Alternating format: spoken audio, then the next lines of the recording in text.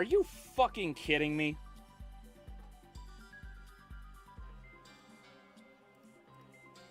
Son of a bitch. Really?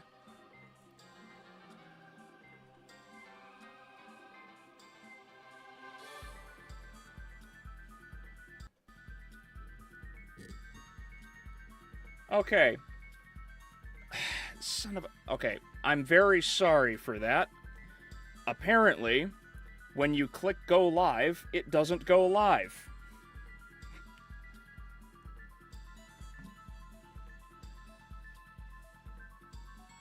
I have been talking to myself for the last 36 minutes like a jackass, because apparently YouTube decided not to work.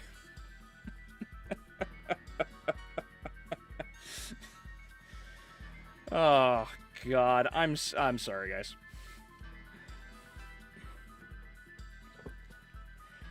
So, welcome to the stream that's been going on. Apparently I have schizophrenia, yes.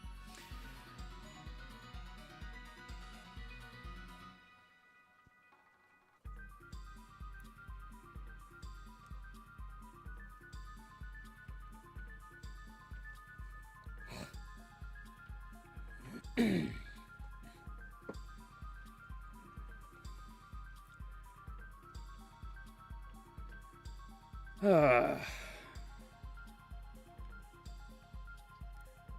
was wondering why my phone was, like, somewhat blowing up here.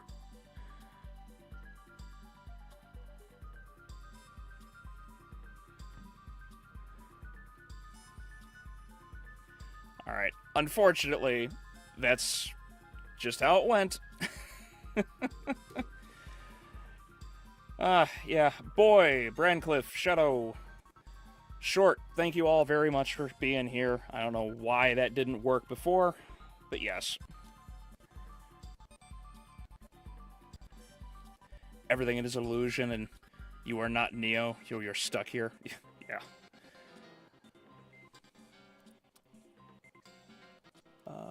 What? Hold up. What's going on? Okay.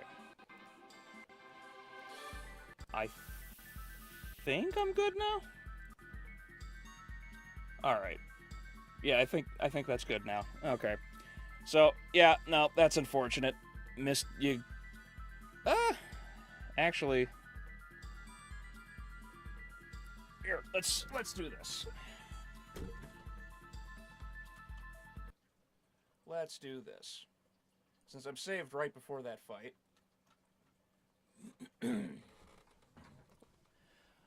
I'll redo it. Why not? Alright. Now I can catch up on the things that I missed, because I'm an idiot. Let's see here. Oh, okay.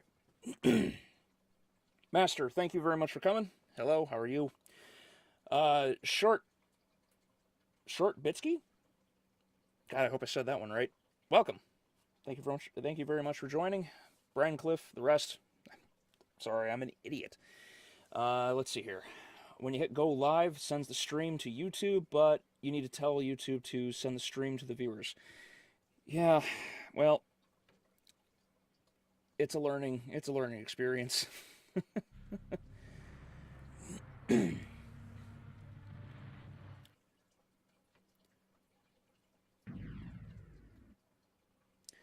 Middle step is to give streamers time to make sure that, like the tech, it is working and it's not lagging. Yes, well, I know that now.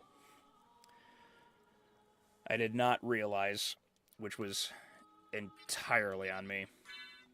But I know for later, which is good, because, ironically, I needed that time to figure out everything.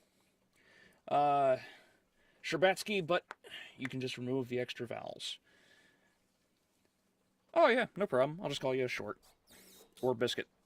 Or Bitsky. I'll just call you Bitsky. Boy, so apparently I have to, like, redo the whole conversation that I totally didn't just have in my head. because like I actually had like answers, and then you never replied, and I felt really like, huh, I must have said something stupid.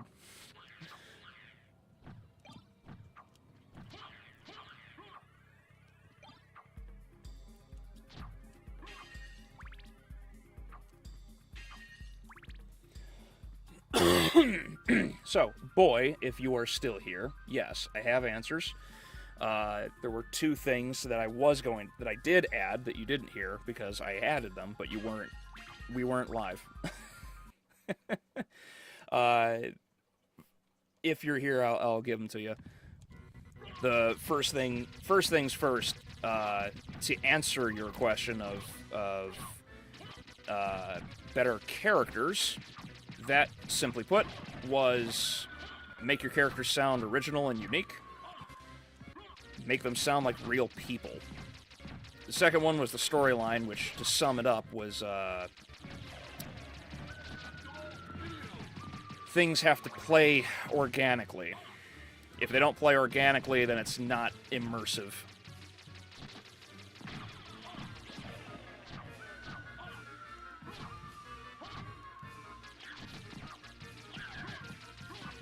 And if you're not here, I can still go over all of this in detail if people would like.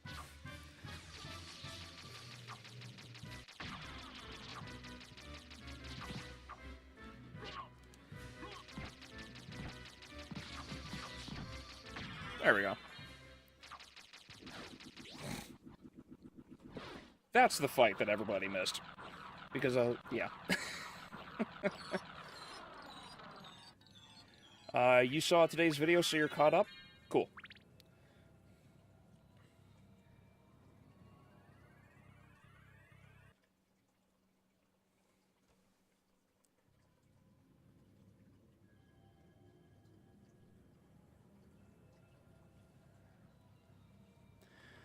Alright.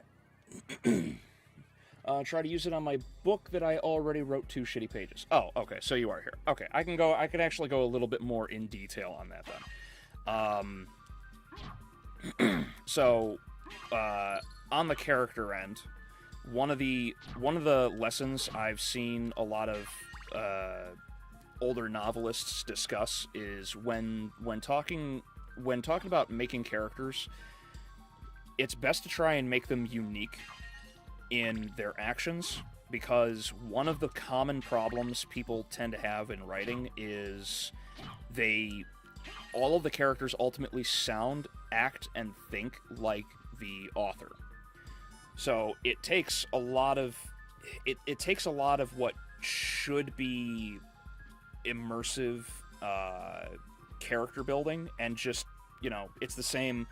You'll notice it in like if you write any of the in-betweens for, let's say, he slowly raised his hand, and the tension grew in the air, right?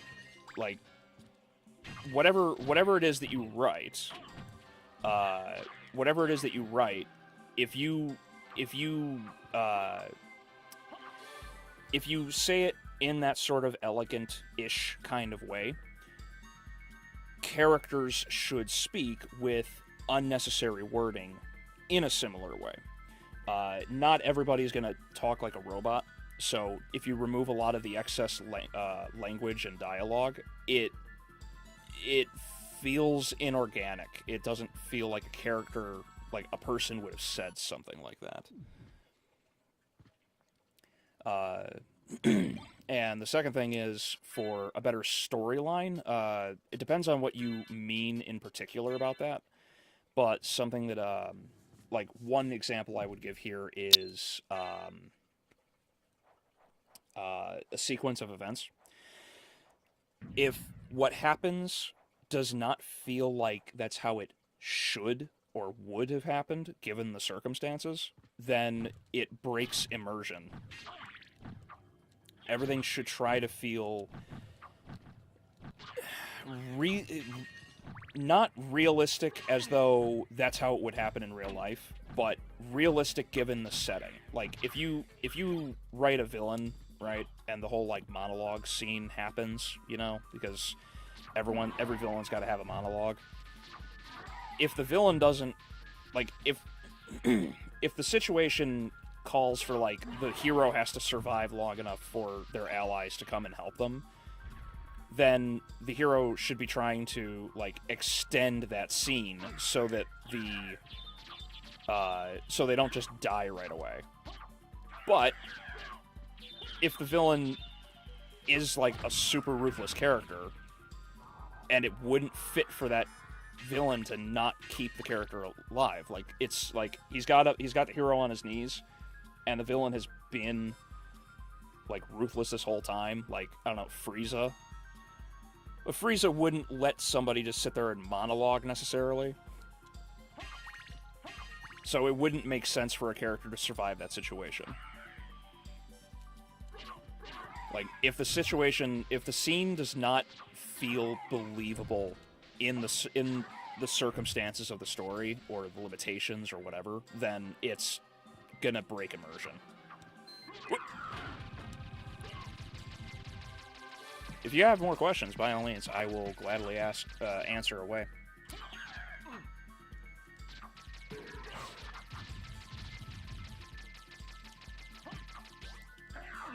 Alright, you had said you saw the video earlier and you're caught up, so what did you think of the video, Bren? I hope it was informative. Reading a bit of something lately too. I should keep all of this in mind. Yes, and any questions anybody wants to ask, I will gladly give answers. The one thing about Castlevania is how surreal the bosses can be. Yes. This is definitely one of the better aesthetically designed bosses in the franchise. There's a reason why Legion was used multiple times.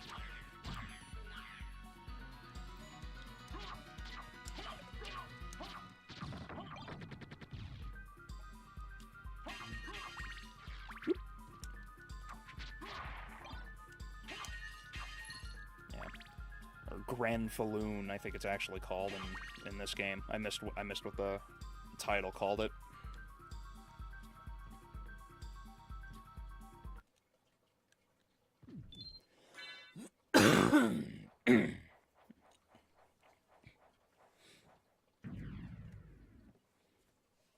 I think it says something that really needs to be said these days. We're a lot more conscious of treatment of staff, and the writers' strike is going on, but the writers themselves aren't innocent. That's correct. It's one of the biggest problems with...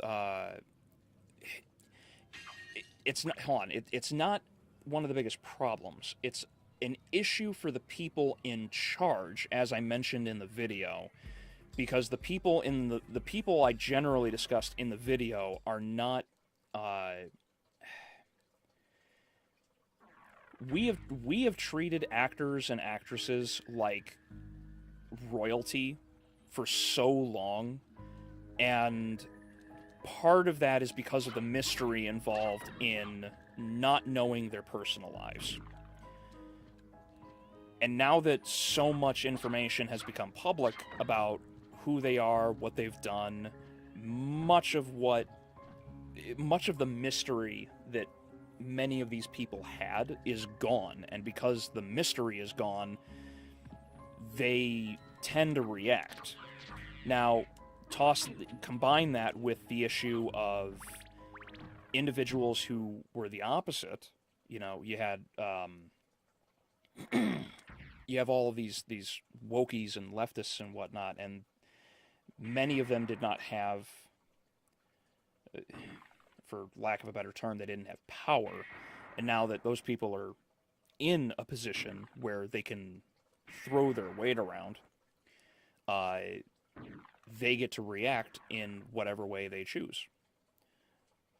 They're writing the stories, so they're writing something for them, for the people that would agree with them.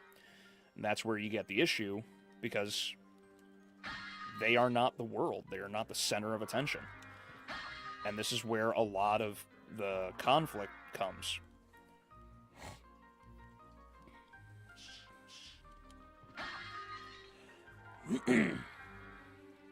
Well, the video was kind of sad because it is true. Writers don't give a shit about what they write about, only care about agendas, so when they get called out, they act like children. Yes. Yes, most of these people have spent so much of their lives institutionalized. They've grown up in college, in school, and in almost all these situations, they've been told all their life, hey, this is what you do, and nothing else. You know, there's not really much in the way of answers because they haven't experienced anything. So when you're told all your life, good job, this is how you do it, and then you clash with somebody who disagrees with you, well, if you haven't been taught how to handle confrontation, you know, people are going to lash out. And that's where a lot of this shit comes from. There we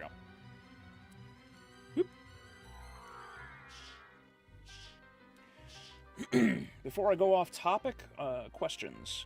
What was the best way to cover up Richter's... what was the best way to cover up Richter's era in Nocturne?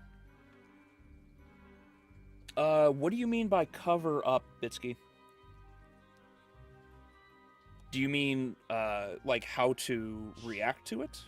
Like, or how to cover it from a writer's perspective?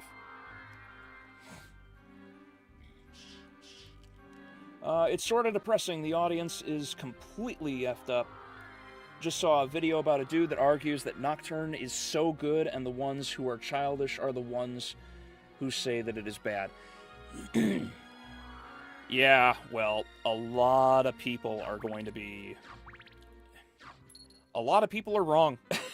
That's just unfortunately what it is.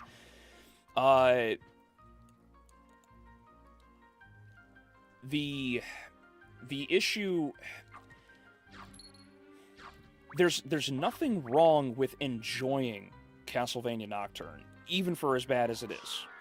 But there's a difference between enjoying something casually and claiming that something that is, like, observably really bad is objectively good, right? Like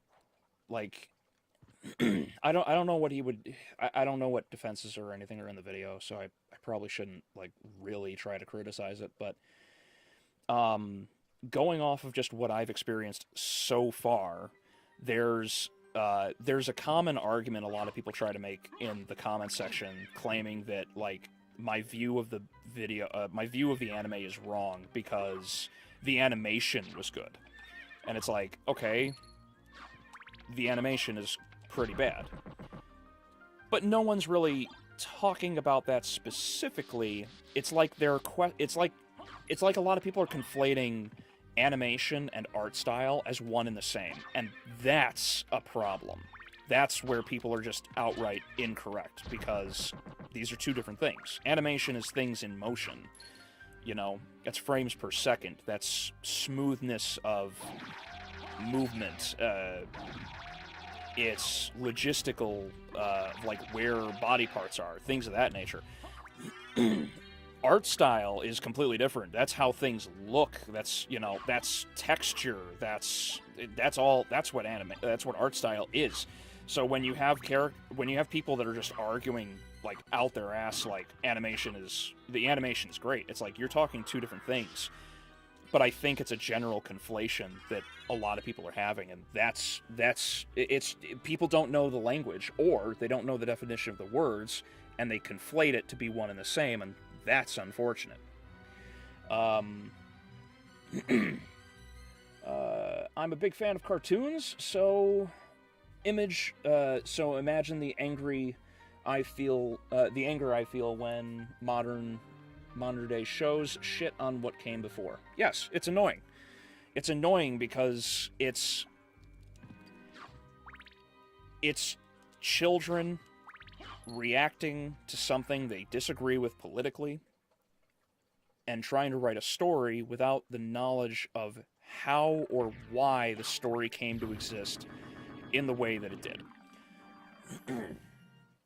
You know, Luke Skywalker. Luke Skywalker is known as like the most hopeful character in the whole universe, and then you top that off with being based as heavily on Norse mythology as he is, and you have something that is inherently, like intrinsically bad from the perspective of these people.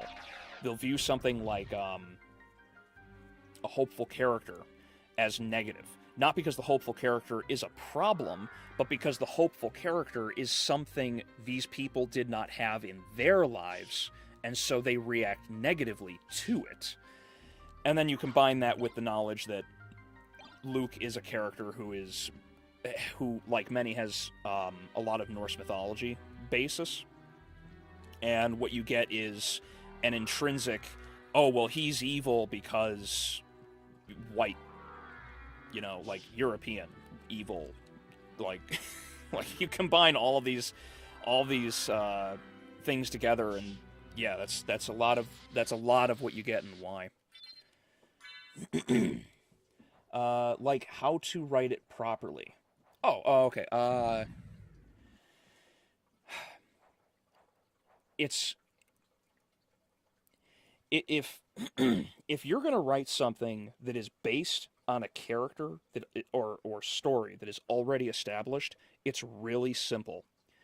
Understand what the character and the story is first, and then break it down into steps as simply as possible. What is like Castlevania is really simple. It's light versus dark. It's good versus evil. It's the Belmonts and their allies versus Dracula and his allies. If they wanted to cover Rondo of Blood, they should have just stuck with what the fuck is Rondo of Blood. It makes no sense for them to take Richter, like, I get the idea that somebody commented somewhere, I don't remember who, but somebody claimed that the writer for Nocturne had a death in the family, and the way Richter reacts to the death of Julia and Olrox is supposed to resemble the writer, which I believe is Clive Bradley who wrote it. Supposedly, it was his reaction to when his father died and the conversations that came up around it. He couldn't handle it, so he just panicked and ran away.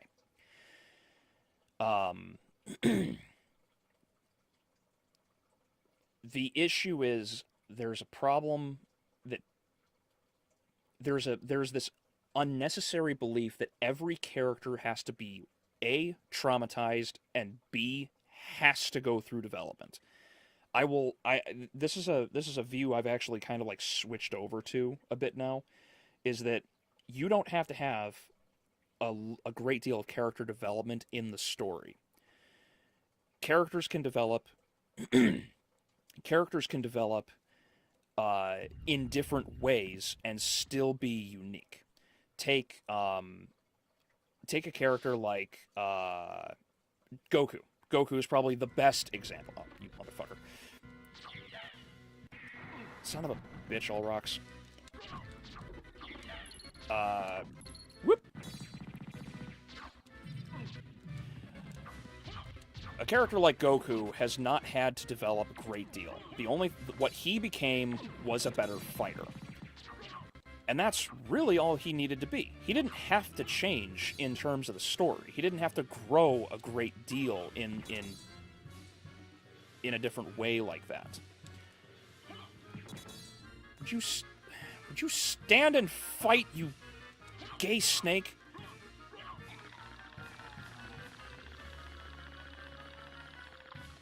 I'm sorry. Whoop.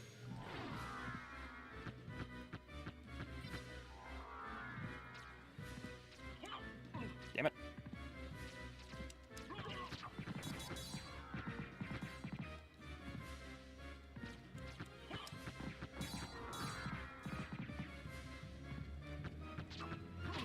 Damn it. Wait, did his arm come off? I don't think I've ever done... Oh, no, it's still there. Damn it. Damn it.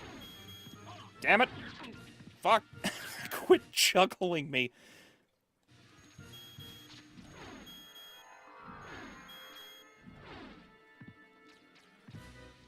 Oh, Jesus. Whoop!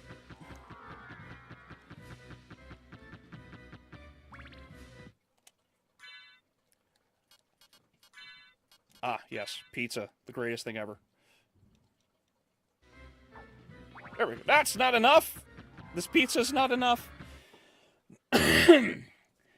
uh... Call arts art style is not an Cal arts art is not an art style. If I can draw it on a napkin without much animating, without the nuances of writing, then it's not art. Yes. Well, I mean, it's not that it isn't art. It's that it's not good art. You know, that's the same. That's the same sort of argument with uh, painting, right? Like one of the what's his name? Crap, what's his name? He's like infamous for making like splatter paintings and nothing else. And I can't remember his name right now off the top of my head, but he I need to stop walking into the fire is what I need to do. Why does he only take 1 damage? Oh, he's so close to that's just unfortunate. Please stop firing fire.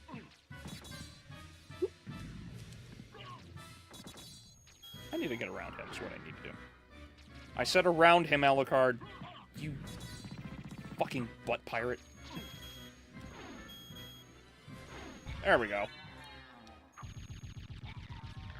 There we go.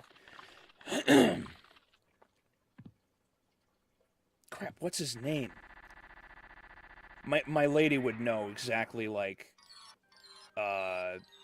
exactly who I'm talking about, too.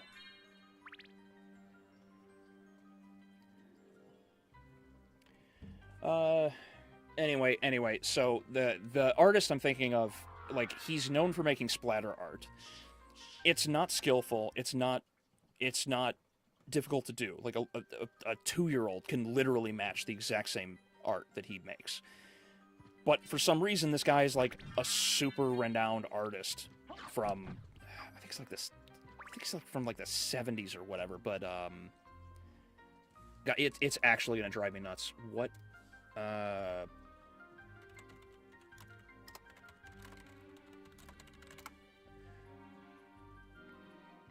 Paul?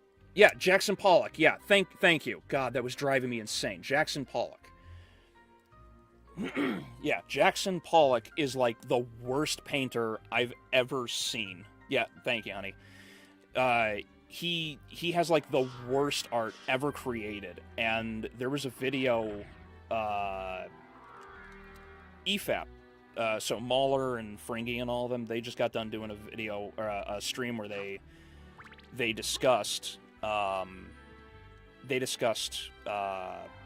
Jackson Pollock, because the guy was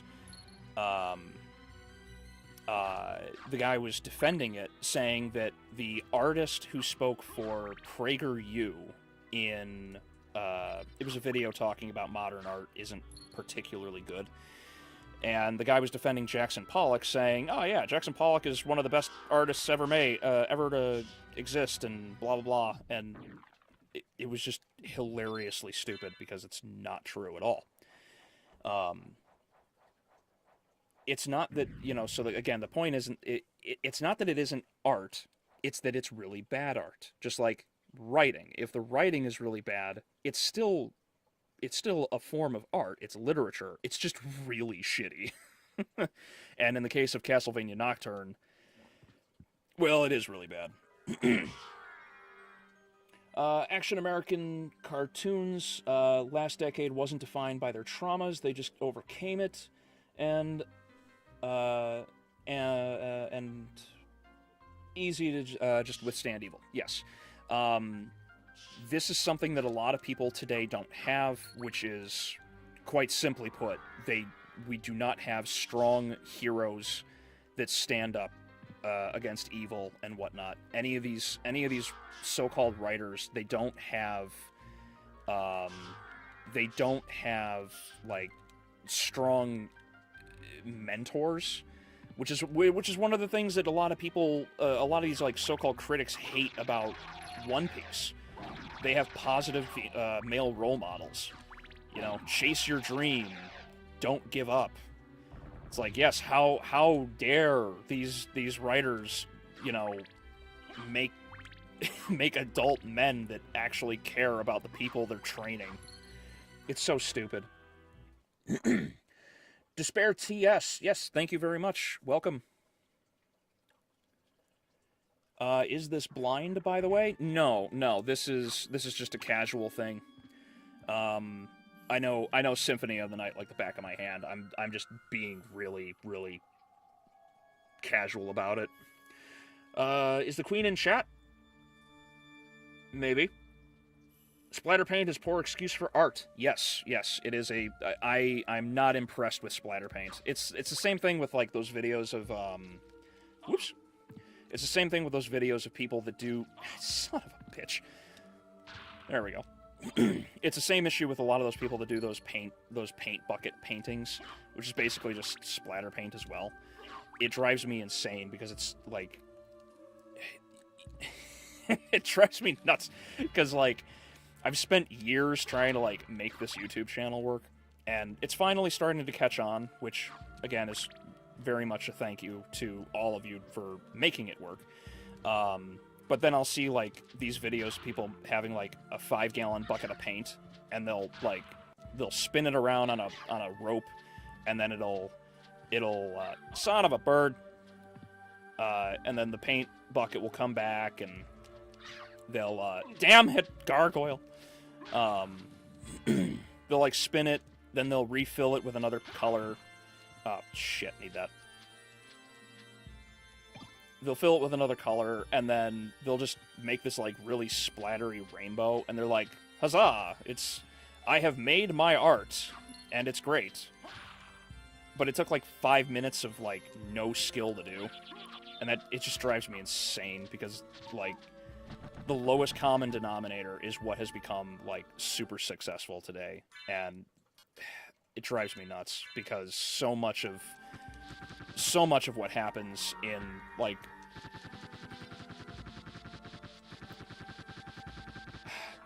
The art world is just a fucking mess right now. It's been a mess for a while.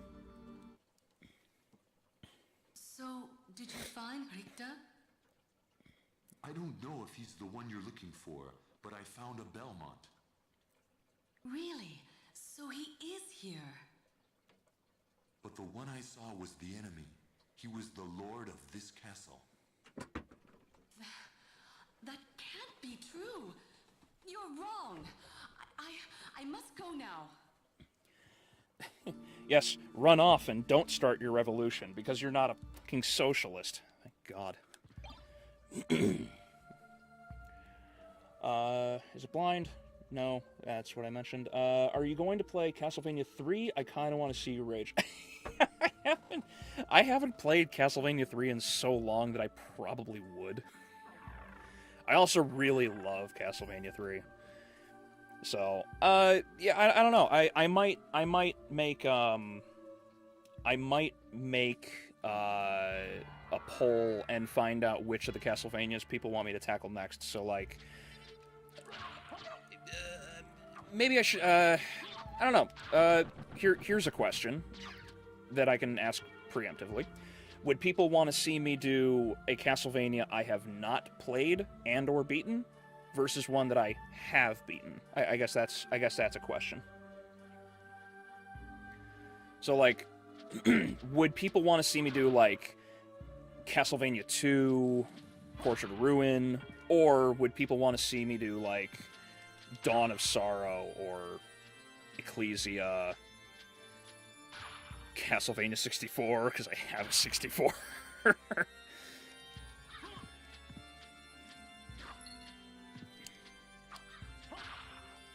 don't know. I might make a poll, too, if people want to, like, think about it. I'm not sure.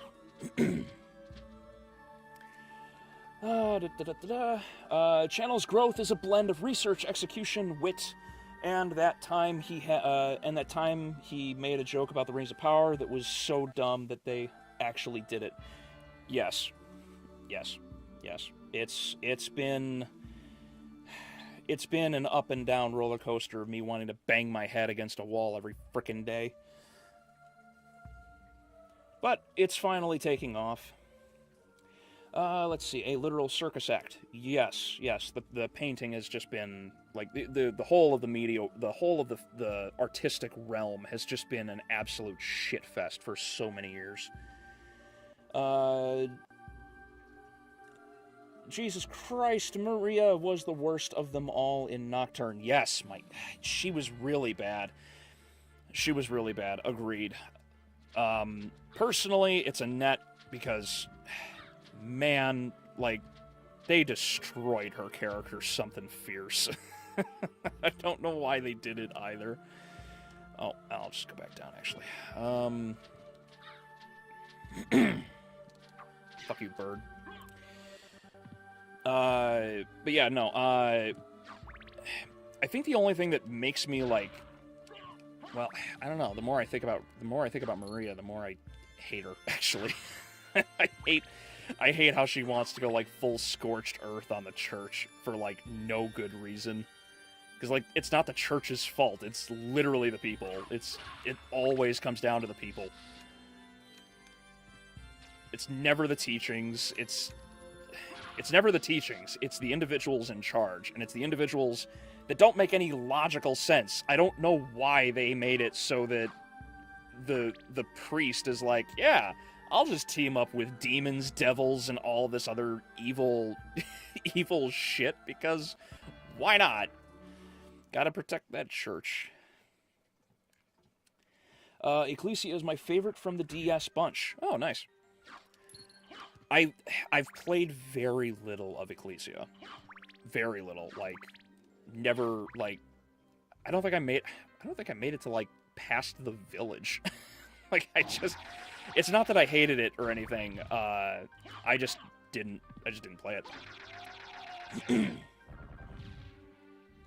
Annette in name only. Yes, Annette in name only. Someone had a race schism fetish. Yes. Actually, on that note, I did find out who wrote the episode, actually. So, in the video, if you guys, for those of you who watched it, you probably caught the name. If you didn't, Zadwa Niodi, I think? Zadwa is her first name, but it's like Niodi or something like that. She is the one who wrote the episode that has that was all about Annette. She's known for two things. One is a short, which is just like a African interpretive dance or something, whatever. The second is a short movie that is it's a short movie about African fellow here in America who reconnects with his ancestry. And he's like sub-Saharan African, like, I don't remember if he's like Congolese or something, but that's basically like what the short is. So if you're wondering where that nonsense came from, there you go. That's the Annette episode. They literally like got someone who basically wrote that kind of stuff for Annette. She's a self-insert like many others. Maria was the worst. Dude overlooked its existence or deservingly isn't even approving of her existence in the adaptation. God, she was horrible. Yes, agreed. She is, for me and you, yes, she is the worst. Annette and Hector did not get any justice. Correct, yeah. Annette was an abomination, and they royally screwed Hector. Hector was supposed to be a badass who actually saves Trevor, and they just turned him into a they turned him into a cuck. All, like me, apparently, because the sword is ripping my ass apart. Okay, he's dead. His name was Abbott. No, his job is Abbott. His name is Emmanuel Bitsky. Isn't the priest also named Shaft? No, the Dark Priest Shaft is in the actual story, not this one. At least, not so far. Though I can't imagine they're actually going to include Shaft at this point, because I don't think they have any intention of... I don't think they're going to continue Nocturne after they finish this story. I don't think they're going to do it. Besides being woke and the whole shenanigans of Annette on her character twist, I just found it boring as fuck. Yes. Yes, it's... I don't know how you take an action horror series like Castlevania and make it boring. But they did it. Isn't the director of the series an open anti-Christianity dude at the levels of those crazy people on Reddit? I have not heard this. If he is Evandro, then that would be new to me. I'd have to do more research on Clive Bradley, because I don't know.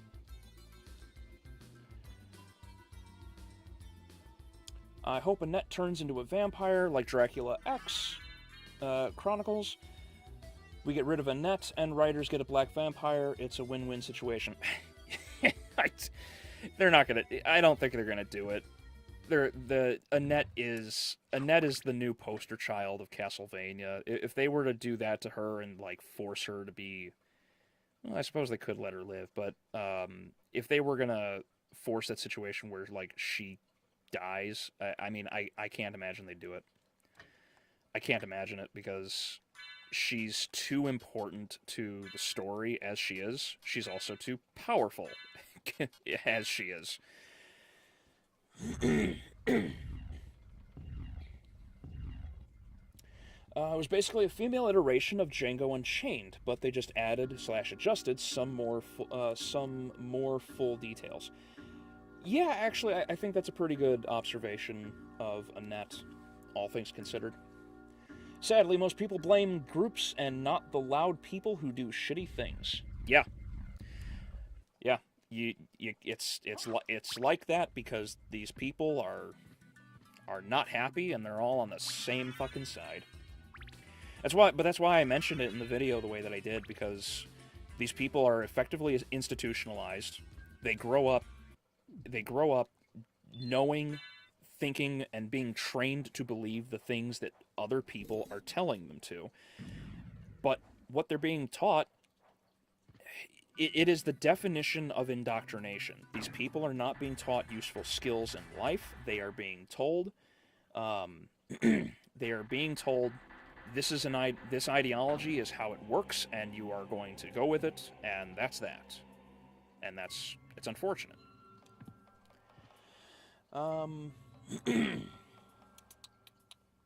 Oh, Abbott is his job. Yes, that's Emmanuel's role.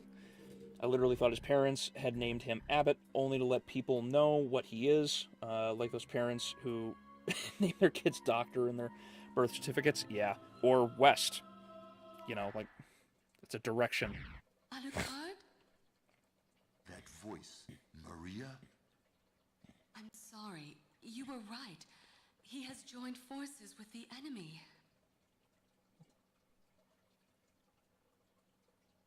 So it was a Belmont after all. But someone must be controlling him. Whatever we do, we can't harm Richter.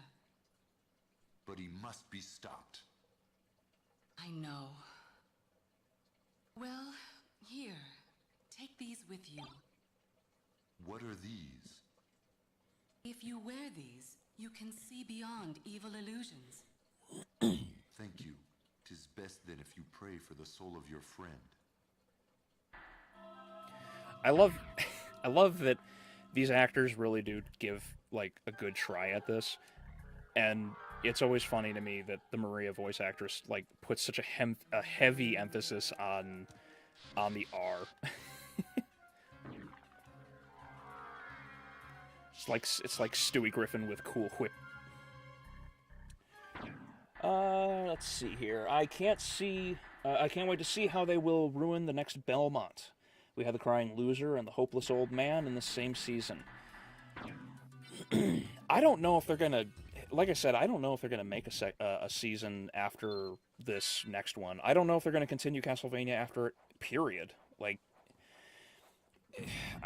I know a lot of people were not happy when I called out Castlevania for being like rather unimpressive because season 1 and 2 were just okay, though 2 ultimately buckles under its own weight. Season 3 is bad, and then season 4 sucks. But Nocturne has been like globally destroyed. Like even something like Rotten Tomatoes, the general audience score is like 44%. Like no one likes it.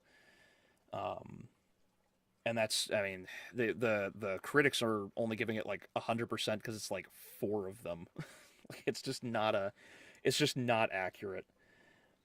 Strong and Grand, thank you very much for the $10. I greatly appreciate it. Thank you. Just showing my support, and I can't wait for the Aria of Sorrow Netflix adaptation where Selma Cruz is a post-op T has the Belmont is a MAGA supporter, and every other character is race or gender swapped. Oh, God. You know, the worst part is, like, Aria and Dawn take place in Japan, so, like, for them to go through and for them to have already gone through and shit all over like the Castlevania story as bad as they have, and then to go through again and probably like just demonstrably trash it in this way would be brutal.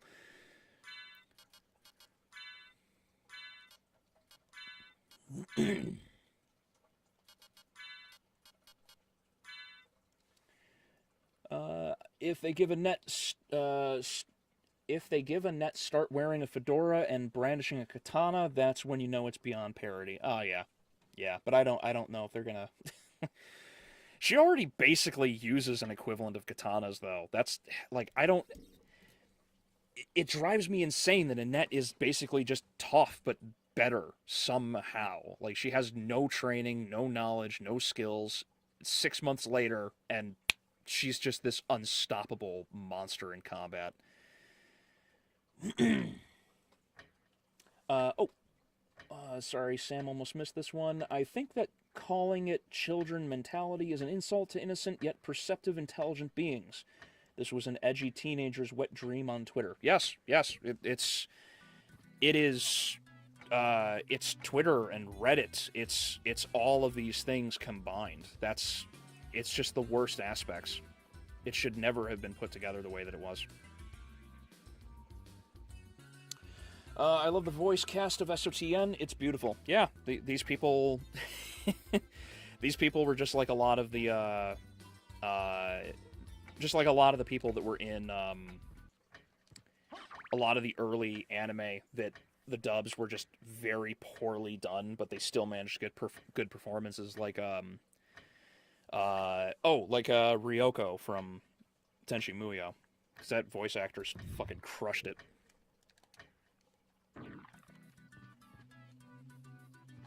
Have you ever watched Doctor Who? People just ponder who he is, and he just says, "I'm the Doctor." Like, dude, show me your ID card. No, I never got into Doctor Who, and I suppose that's a good thing because around the time that I would have gotten into it is when Jodie Whittaker, or I think it's Jodie Whittaker, is the one who became the new Doctor, and everyone's just like, "Fuck it," because it's so bad.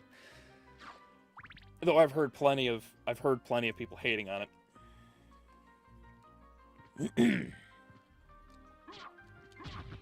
Oh, neat, 2 hits. Let's see here. Imagine we finally get a Simon Belmont adaptation and they make him a gay vampire killer. I mean, probably. It's basically standard at this point in all these stories. But that was that's something I do want to discuss actually at a later time. There's I need to do more research because I mentioned it in the last stream. So for anybody who's new and did not join me last week or the week before, there was a conversation I brought up about DEI for and ESG scores. DEI, for those who don't know, is diversity, equity, and inclusion. Basically, it's a credit score essentially for it's a credit score for wokeness, whether or not your company, your product, whatever is adhering to the ideology. And if you don't, you get fined. So if you get fined, you know, because you don't have any woke characters, well, then, well, you got to go back through and make those woke characters. It's really stupid, but that's actually where a lot of this shit came from. And again, to oversimplify the point, DEI started in 2010, so it actually preempts.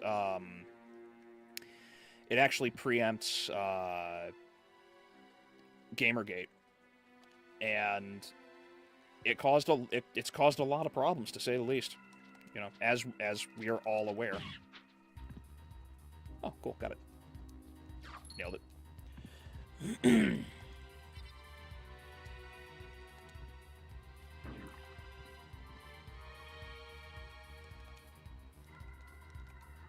Didn't I come up here? I thought I did.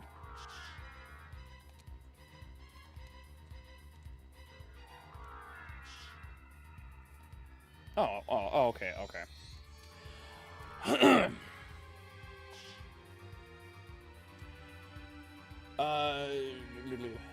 seen a video of a dude defending the show, and in the beginning of the video, he said, "I have not watched it yet, but..." Wait, really? How can you defend something you haven't watched? God, that drives me nuts. I hate when reviewers do that too. Somebody actually said that I only watched like 5 minutes of it and came to a negative conclusion, which is absolutely false. I watched the whole thing, top to bottom. Otherwise, I wouldn't have made a reaction had I not watched it. Julius Belmont will no longer be a badass cowboy, just a walking they-them, memoryless, sassy side character. That's how they see Belmonts. They regard them as an insignificant side model. Yeah, basically. I mean, that's exactly what they did with Richter. You know, they received so much backlash for that tweet that they Oh, I missed a square. Hold on. They the official Twitter for Castlevania Nocturne, they actually made the comment. Damn it, I'm an idiot. They made the comment about, or they posted the Annette quote that I put in the video, saying that, you know, Belmont Boy, you turned out to be useless as fuck. They actually posted that on their official Twitter, and they received so much backlash, obviously, that they were like, crap, we gotta delete it. It was too late because the internet's forever. Disgraceful and very possible to happen. Yes, I agree with that statement about that Bitsky said. Yes, early anime dubs were worth watching because the voice actors actually put effort. Yes, we wouldn't have had people like Sean Schemmel do Goku if it wasn't for the era.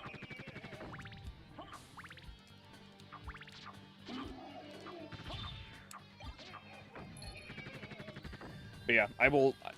On that point, I will always stand by the Ryoko actress. She absolutely killed it. She's like one of the preeminent like voice actress to character ever. DIE is more appropriate. Yes, DIE is absolutely more appropriate, all things considered, because that's basically what they want us to do. Oh, I need that. Get off the cog, you butt pirate. There we go. Fuck. Woo. Oh, neat. Got another one.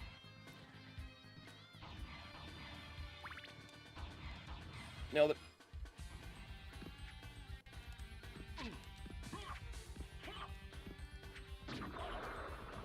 I should probably... Motherfucker, I am not losing that... Damn it! Fucking flea man. CS1 equals not bad. CS2 equals meh. CS3 belongs in the trash, absolutely. Season 4, not bad, I guess. I'm used to BS at this point. Nocturne equals that's it. I'm out of this wagon and not going to give this franchise my attention. Yeah, I would disagree with Season 4 just because Season 4 is where it really... Season 4 is the worst one in my view, because it's the culmination of everything they were trying to rush to, and more, because ever since Warren Ellis got caught, like, with the sexual assault allegations, like, Season 4 was doomed before it was even finished. Actually, here, let's... Nah, balls, where's that card? Oh, there it is. I wondered why they skipped Christopher and Simon. You know, I have intention of making this sort of like fan mail reply at a later time, and it really drives me nuts because people kept trying to say that there's not enough story in any of these games to warrant the accuracy to the games, and that is just objectively false. Absolutely objectively false. These you could, like, all it would take, right? Like, here's my really simple pitch for the original Castlevania series. Okay? If it's gonna be Castlevania 3, here's how you break it down. Episode 1, you do the opening like they did in the very first episode, which was almost perfect. Like, I don't think anybody would disagree with that. But you do that opening, and then you introduce Trevor being sought out by somebody, explaining the situation so that the audience is on board, and everyone moves forward. Trevor comes to Wallachia and starts kicking ass and taking names. Second episode, he goes on his adventure, and then he kills the Cyclops, and he meets Sypha. Third episode, he and Sypha get to connect a little bit, and on their way down, they fight the next boss, and then a villager says, hey, there's some shit going on at this village. So they detour over to this village to save people. In that village, they meet Grant Dynasty. Grant says, hey, Dracula killed my daughter. They kill a boss, and they move forward. And then you take a next episode, you skip the crap that they already went through, so they don't have to backtrack, and you move forward into the next area, and because Grant and Trevor are supposed to have a love triangle between them and Sypha, like, they both want Sypha, the next episode is character development between the three, and Sypha makes her decision to kind of go with Trevor because of who he is as a person. Episode 5 concludes with them finding and fighting Alucard, and he says, you guys are all good enough, let's go together. You have 4 characters, 4 main cast, that's it. Then the next 2 or 3 episodes is nothing but character development and building up to what Dracula would ultimately do, and why Dracula is such a terrifying idea, or like what he wants to do is terrifying. Then you get to the last episode, and everything culminates. So all the lessons that Sypha taught Trevor and Grant work together, and they're not at each other's throats. Alucard goes off to do his own thing, afterwards, and all this other shit. Like, all of it should culminate in that. You would have, if you had 8 to 10 episodes, done. That's all you need. You don't need to rape Alucard. You don't need to make Trevor a useless drunk, because he's a vampire hunter. He's been doing this his whole damn life. All of these things could have been done with a little bit of imagination. And it would have been accurate to the first game alone without having to bring in Curse of Darkness. So every time any of these people try to say, oh, there's not enough story, you're an idiot. I hate when these comments keep coming up because they're so short-sighted and lack imagination. It just drives me nuts. But yeah, no, like that's like the pitch. That's it. If they couldn't do that, and it shows that these people never should have been allowed to touch Castlevania. Oh, it's just like Ezra Miller. Yep. I think Season 3 was too slow and Season 4 was too rushed. Yes, Season 4 was absolutely rushed because they had to finish up. They had to like tie into Season 3, conclude it because of what happened to Warren Ellis, and try to like handle any extra threads that they had to touch on, and they just didn't get around to it. It's just Season 4, unfortunately, was bad because of everything that happened around it, not necessarily, though, of course, it was poorly written. There was a lot of shit that happened around Castlevania's production that ultimately led it to be as bad as it did. I think Season 4 could have been much better than it turned out. Also, I really did not care for fucking Gen X, Gen Z death. God, that was annoying as hell. My favorite time of the stream was when Albeleo went, "It's Albion time," and Albelled all over those guys. Yeah. Yeah, I get really fed up with stupid shit like this, and, like, the fact that Warren Ellis and all of these guys who claim to be fans could not figure out how to make a competent... I didn't switch my shield back. Speaking of competence, I'm incompetent. Castlevania is about good fighting evil. How did they fuck it up? That it is unbelievable. Yeah, no, absolutely. It should never have been as convoluted as it became. Never should have been. There's my cheesecake, but where's my fucking shield?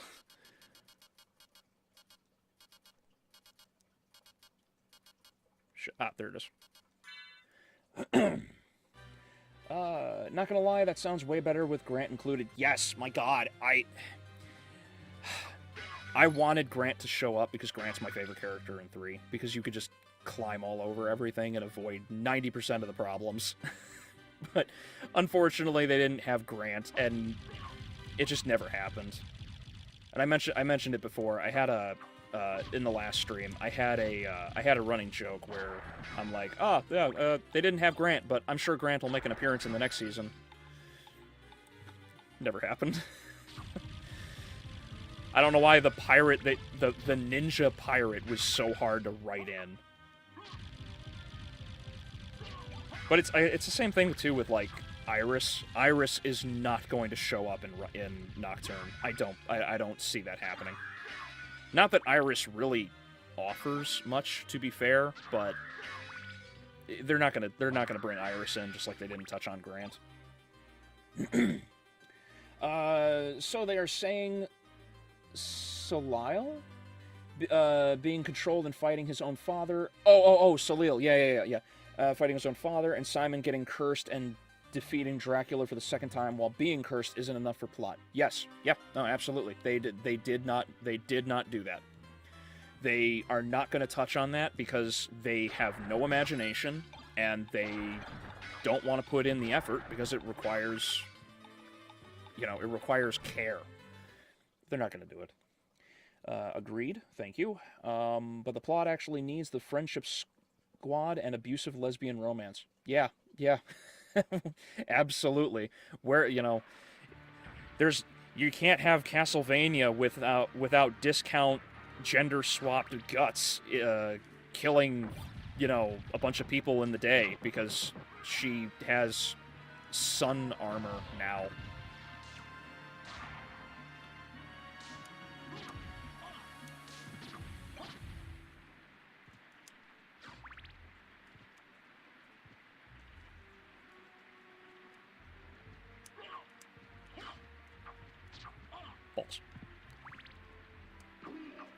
Balls.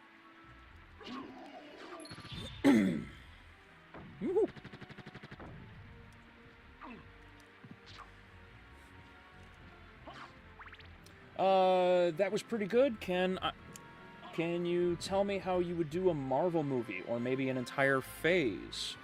I tried nothing and am already out of ideas. I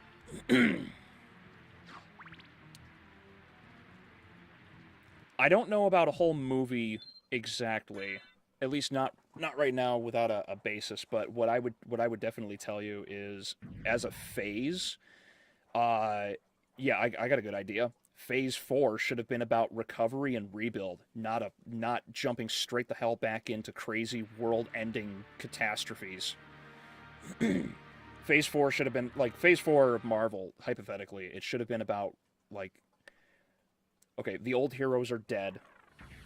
There's power vacuums to deal with. There's power vacuums from cartels that have to be handled. I would also touch on the political realm, because now you would have things like, let's say, you would have the world governments, like the WEF, would absolutely fall apart.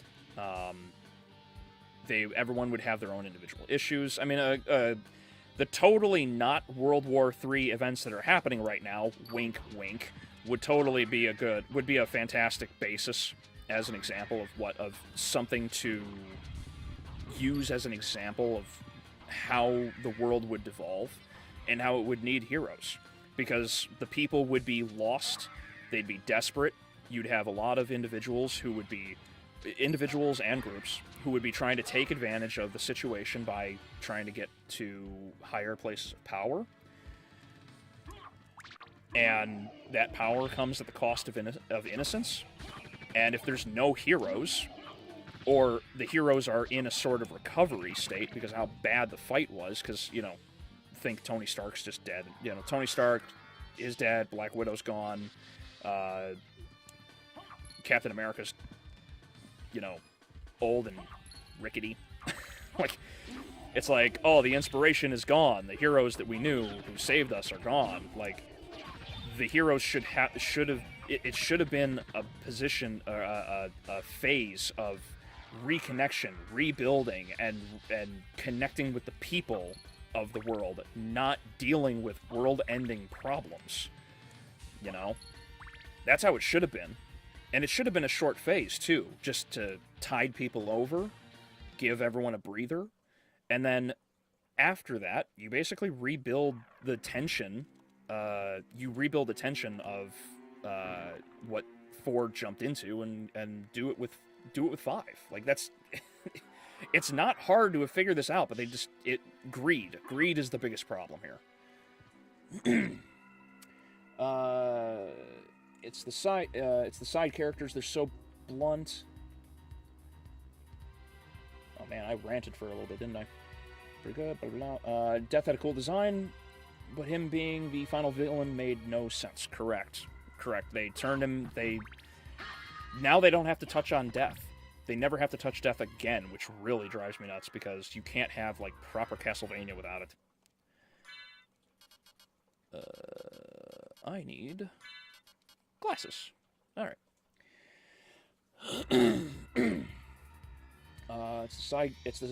Oh yes, Iris. Yeah. Everyone just kind of forgets about her because she's just kind of there. Everything I love has been dismantled in the last few years. Yes, unfortunately, this is kind of how things go. But we'll get through it. It's the side characters. They're so blunt. Striga and Marana didn't have any substance at all since CS3, besides filling the gender role. The same pattern in Nocturne with Edouard and Mizrak. Yeah, basically. Like, they're just there to fill in the gay quota. I do think, despite Edouard is going to have a much bigger role, and I really feel like they're going to focus on Mizrak in the second season. He's going to have, like, his big, like, return to God, as it were. I don't know if he'll commit to it necessarily, but I feel like they're going to focus on Mizrak. Grant was basically overpowered, but they didn't even nerf him. They just eliminated him from all their accounts. Maria was both massacred in terms of character, and she was nerfed badly. Yeah, unfortunately. Yeah, Rondo of Blood Maria in Nocturne would have ended that season like that. I've been waiting for you. Answer me. Why is a Belmont planning the resurrection of Count Dracula? Count Dracula rises but once every century, and my role is over. If I can resurrect him, then the battle will last for eternity. If those are your true feelings, then so be it. Oh shit, that's right. That could have hit me. Ah, yes, everyone's real. Oh my god, in heaven, that was 51 damage. I should not be wearing this ring. I forgot this guy's got deltoids for days. Please crack. Crack soon. Oh God, he's actually gonna kill me. This is the Richter that we missed. Why is this Richter not in this show?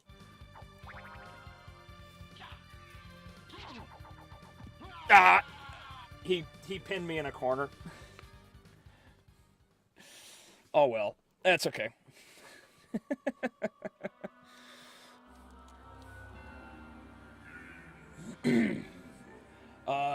Dracula from Castlevania versus Endeavor. Oh, Alucard versus Helsing Alucard. Oh, actually, that's a good. I don't know who Endeavor is. But Alucard versus Helsing Alucard would definitely be a cool fight. I don't know. I feel like Alucard Castlevania Alucard would lose. this is this is definitely the Alucard. Like I feel like he would lose, especially against Alucard because he's got all the souls and everything. I don't know. Maybe. I don't know. That's actually a tough one because like I know Death Battle did Alucard against Dio and Alucard got destroyed. So maybe it's more balanced than I think it is.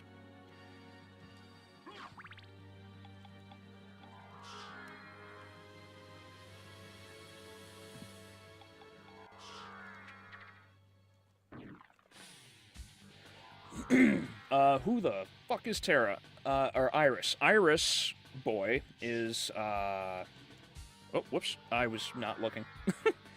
Iris is one of the 4 maidens that is kidnapped in Castlevania Rondo of Blood. She's a doctor in the town. She doesn't have a very big role. It's just like Terra. She's not a major character. She just exists.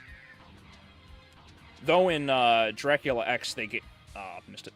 In Dracula X she has a bigger role because a slightly bigger role because she gives you I think she gives you a ring or a talisman, something that lets you break like crystal walls, which you need to progress.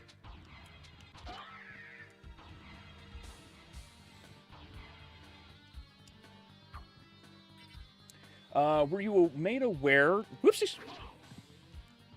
Were you made aware they made Terra Maria's mother? Yes.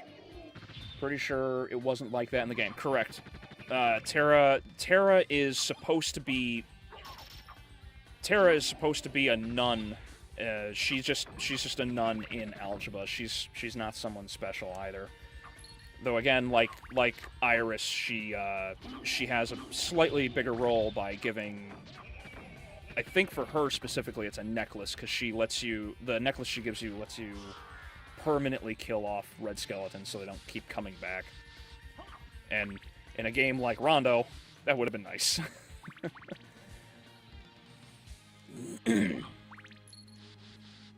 I can't wait for the Marvels movie. I can't wait because I am going to tear that. I am going to tear that movie. I hope it's not bad. I really do. I don't want these movies to suck. But if it's bad, I'm going to tear that ass open like Doom Guy.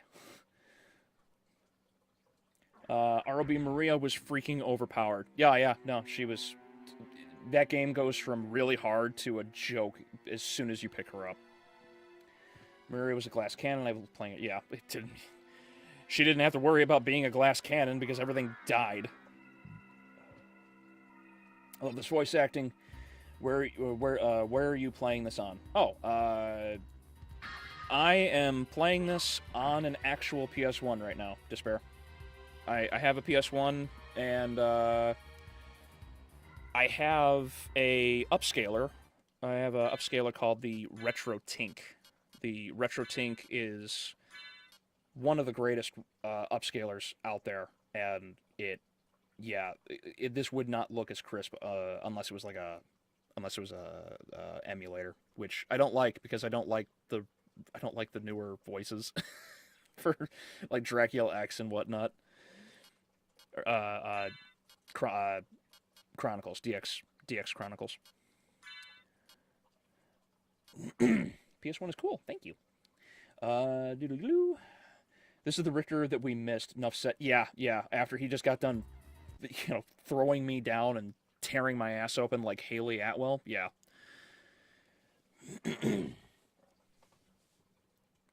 Richter, please. I've been Thank you. waiting for you. Answer me. Why is a Belmont planning the resurrection of Count Dracula? Count Dracula rises but once every century, and my role is over. If I can resurrect him, then the battle will last for eternity. If those are your true feelings, then so be it.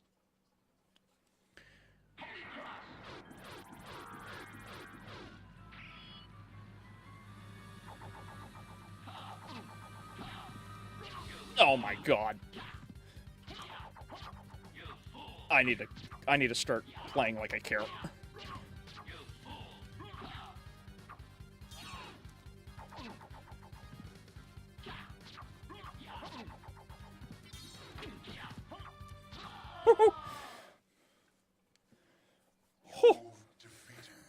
My But all is not yet lost. The resurrection of Count Dracula is at hand. Not gonna lie, on that last whip, my ass clenched just a little. Castlevania Alucard has the power of love, though. Yeah, but love. They had to create a story out of very little source material. Not only that, they can't make all the characters overpowered because there wouldn't be much of a story, now would it? No, agreed. There is very little source material, but it's not hard to come up with a storyline. Like what I mentioned earlier was like a full breakdown of how they could have done the whole first season or first series with just Dracula's curse without having to touch on anything else. And yeah, they I don't know why all of the monsters are like an absolute joke in Castlevania. It drives me insane. Every one of these like so-called bosses should be a life-threatening situation. No. What have I done? Thank you, Alucard, for saving Richter. Alucard? The same Alucard who fought alongside my ancestor, Trevor Belmont? That was over 300 years ago. No time for small talk. Is the person who controlled you in that castle over there? Yes, I think so. Maria, take Richter and leave here. I'll finish this. All right. Good luck. God, could you imagine if they brought this Alucard back for Alucard in Castlevania? That voice would have been amazing. Can't wait to hear your take on the Marvels movie. Yeah. It's probably going to be terrible, and I'm probably going to tear it apart.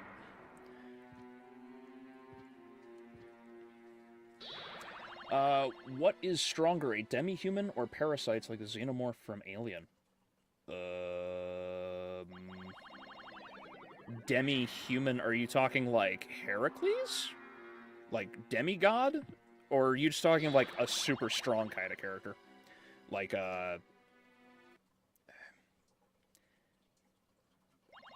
Blade or Buffy the Vampire Slayer. Like if that's the case, then I'm pretty sure they're stronger. I'm sorry, the heroes. I'm pretty sure the heroes are stronger, not the. Well, actually, oh shit, I don't know.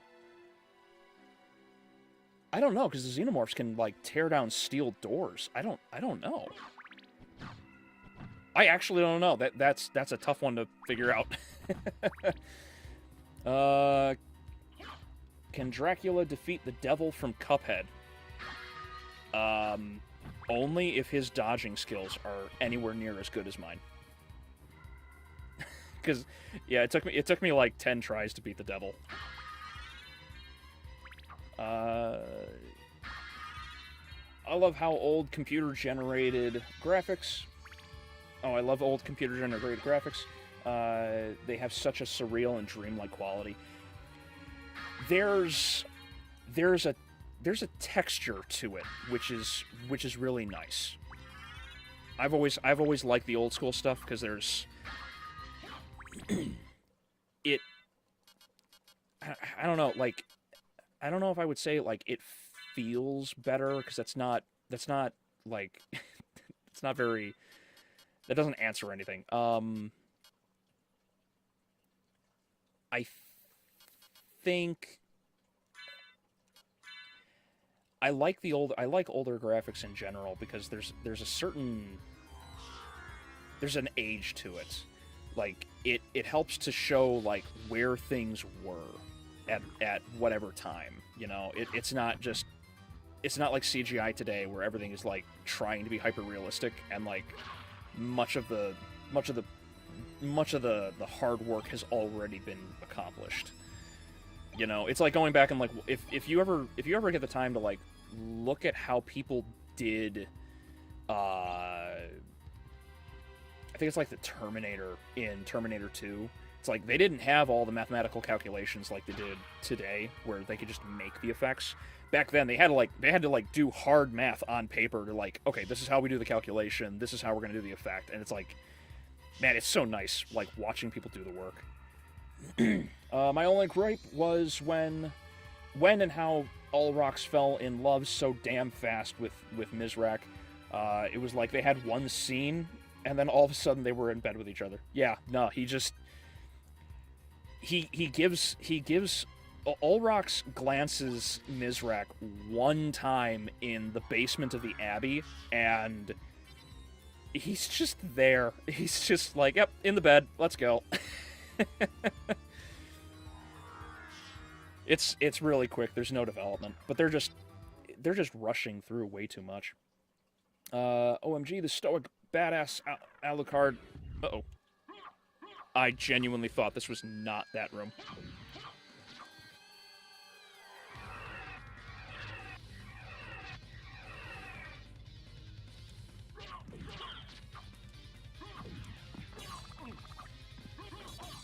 Did he just steal hearts? Oh, no, it's... Okay. Damn it.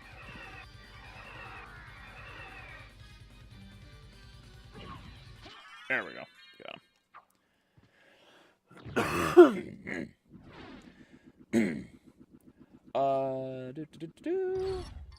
Have you played the Lord of Shadows games? I have not, Mega. I have not. Well, that's not true. I played a little bit of the first one. Didn't really get very far into it, though. I have not played the second one, either. I know,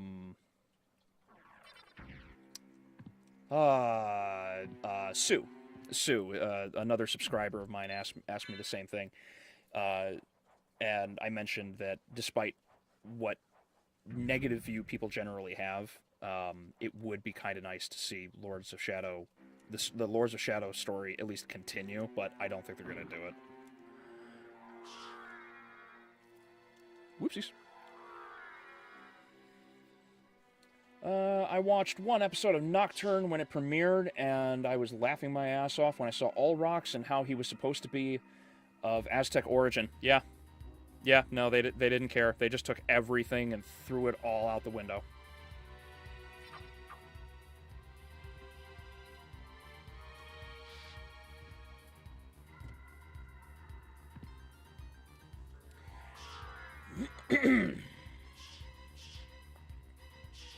I think I know why they went the whole gay route with the vampire characters. I think they were influenced by the Anne Rice novels. I don't know the Anne Rice novels very well. Did Anne Rice have a lot of gay characters?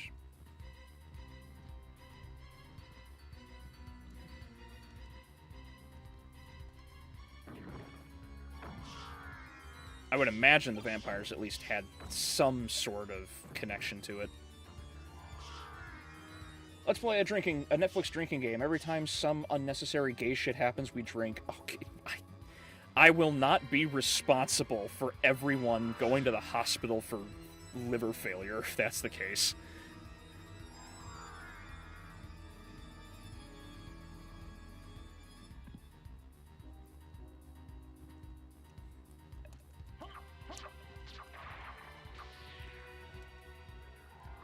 What's the difference between a hellhound and a werewolf? They're kind of similar. It depends on the lore you're going with. werewolves can be dogs. They can be, you know, bipedal humanoids. Hellhounds are usually something that tracks somebody down and drags their ass to hell. It's like entirely based on the lore that you go with. Who Framed Roger Rabbit feels more realistic despite the fact that it's a blend of 2D animation in live action. Yeah. Yeah, because those animators actually cared about their work, unlike the ones who worked on Nocturne, with characters clipping through solid floors or objects like the vampire killer going missing at the worst possible times. Chaos, thank you. Thank you for joining. I'm sorry you missed it earlier because I'm an idiot, but yes, second half, here we are. IIRC, Vamp or the vampire character in Metal Gear Solid 2 was a gay vampire. Oh, didn't know. You're doing a good job answering questions and playing, man. Nice job. I don't the continue, Lords.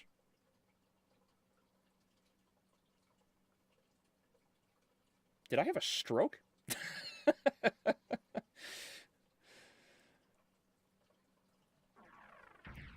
I would assume you meant that you hope that they don't continue it, correct?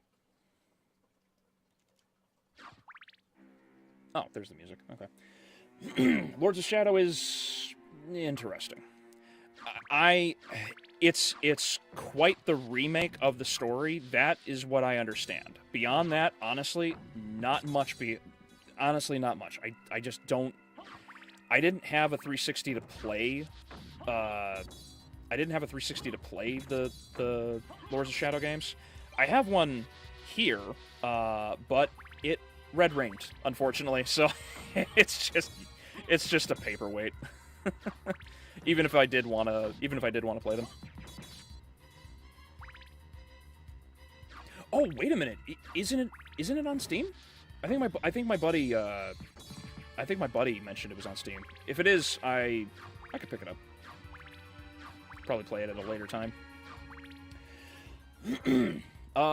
Quick question: giving me a chance to respond. Do you want me to go through the Royal Chapel, or do you want me to go through the Clock Tower? Does not matter to me. Because, you know, there's the Outer Wall and the library and everywhere else to go. Let me know. Lords of Shadow is the best with the first one. I've heard, generally speaking, that's the case too, yes. Metal Gear Solid is Konami, but not Castlevania.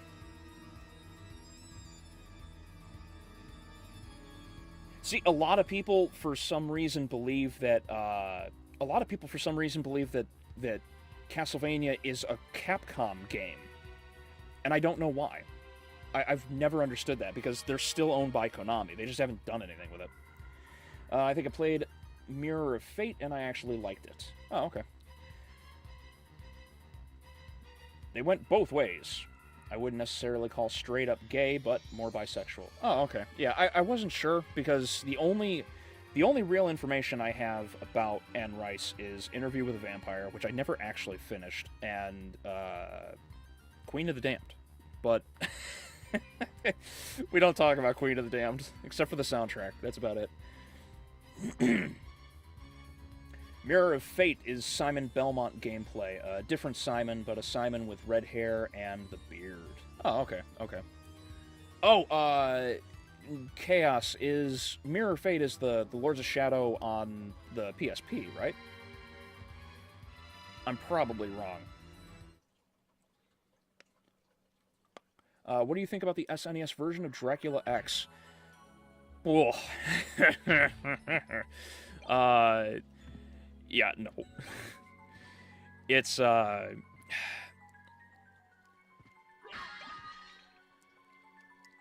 not very good as a game. However, if you seek a challenge, if you're like hardcore seeking a challenge, it's one of the games to absolutely play in the Castlevania series because it will kick your ass, especially the Dracula fight if you get there. That fight will make you want to rip your hair out. One touch and you just die because of all the pitfalls. Will you make a video on the FNAF movie that just came out? I did just see it. I'm unimpressed with it, to say the least. But Yeah, I'll make one. I had intention of making one anyway.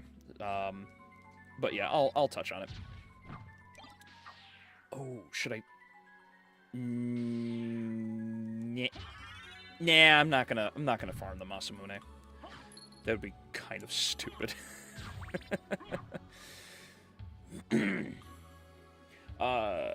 Wait, the movie is out? Yes, boy. Yes, it is. It came out this Friday? Thursday. It came out this Thursday. My lady and I went to go see it.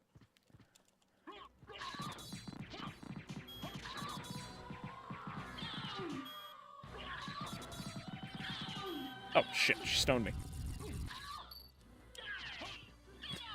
Stop looking me in the eye. Oh. Oh, never mind. I meant to keep making this a casual run, and I totally just destroyed her. I need to stop. Vampire by, like, yes, yes, Kingslay. Yes, yes. Okay. Thank you, Shadow. At least I'll have something to watch for a couple of days. Yes. Stay on screen. Stay on screen. Okay. Oh, word. Level from each. Whoop. Oh, I got poisoned. Oh, I didn't even realize it jumped over him. Are you a fan of the FF7 remake? No. I never played it.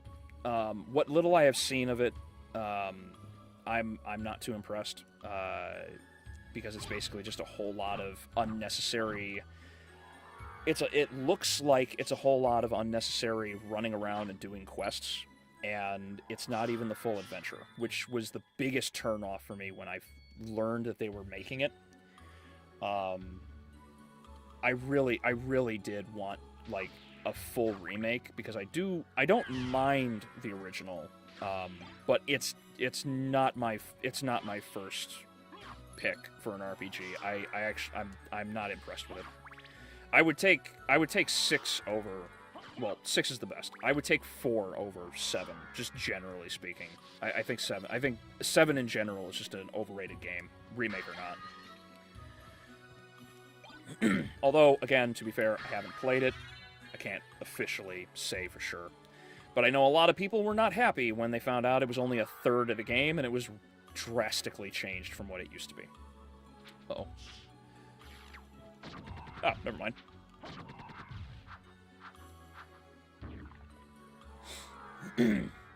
Sue, hello, how are you doing?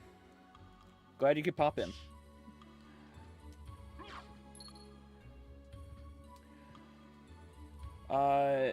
You might have answered this before, but who is your favorite Belmont? It's Richter. My favorite is Richter. My favorite is Richter. That's why I get really pissed off about how god-awful Nocturne turned out.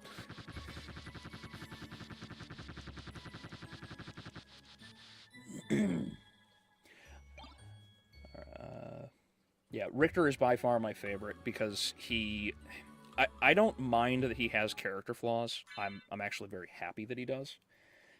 His hubris leading ultimately his hubris leading to everything going as tits up as it did is totally fine by me, because it also allowed other characters to stand out in the Castlevania franchise, like the Morris family, and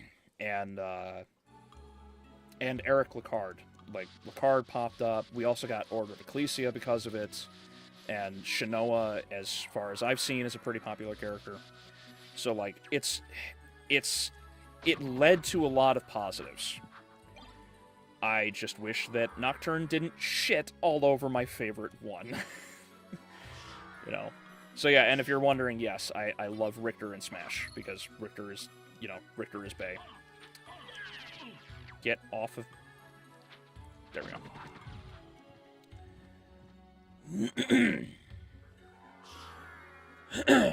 Yeah, that seems to be the general consensus of the movie from what I've heard. Yes, it's... without going into too many details, because I don't know if any of you guys really care about spoilers, but I'll respect it for you. It's pretty unimpressive. Like, it's not scary. Most of the audience was children, and they were actually like falling asleep. It was kind of funny. Let's see. The acting is pretty stiff. I am getting my... What is hitting me? Is the hitbox on those... The hitbox on that snipers is way bigger than I thought it would be. There we go. Acting is pretty stiff. Writing is pretty bad. A lot of characters not asking questions or anything of the nature, which drove me goddamn insane. But yeah, no, it's overall it's not impressive. And on top of that, they actually managed to screw up. The Living Tombstone remix. So if you're a fan of that song, be prepared to cry, because they really badly imbalanced it. So like they put this like it's almost like a scratchy filter over the song. And then on top of that, they also like they made the background instrumentals way louder than the actual vocals. So you hardly hear the vocals. You can hardly sing along. And the instrumentals are way overpowering. It was really hard to listen to, and you have that like artificial scratch over the top of it. It was bad.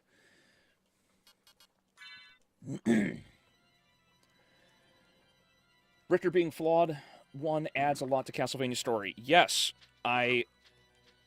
it's not a problem that characters have flaws.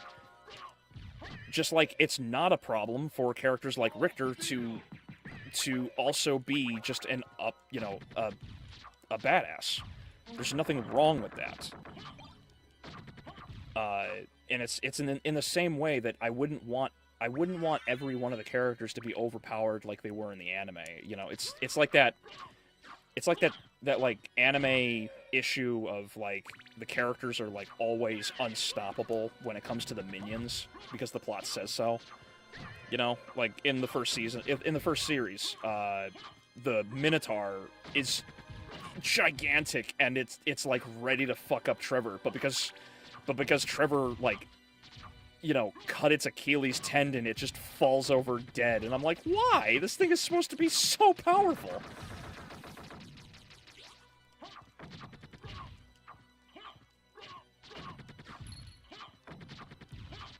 Shinoa is a badass. I've heard a lot of people really like Ecclesia. A lot of people commented they love Ecclesia in the video too. So I'm glad to see that what's in store for me going through Ecclesia is just a good character. Oops.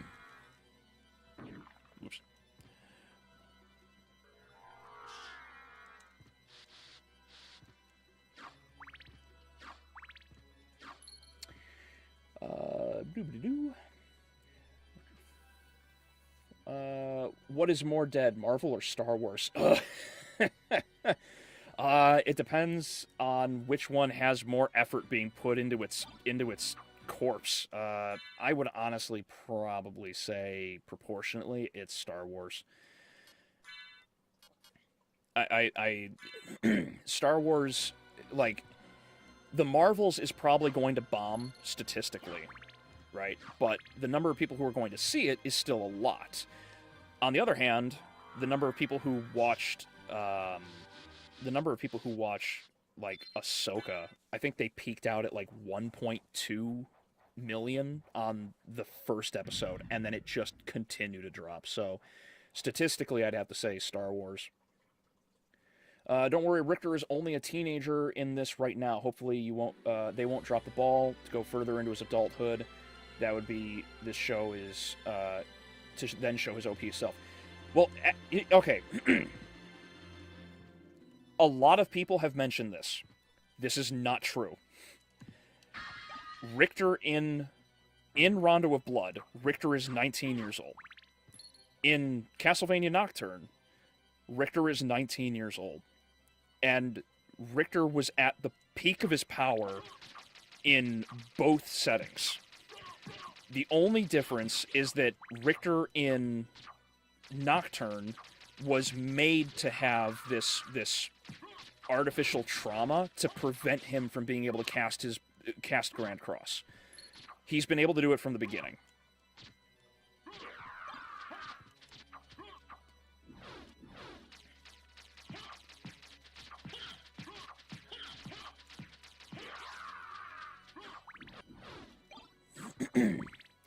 What's your take on limited run games?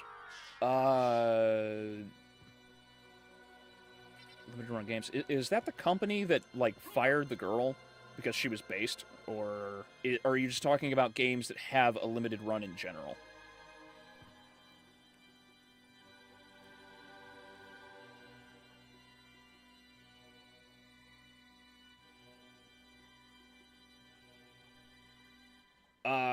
Sue, I did see it. I just found it.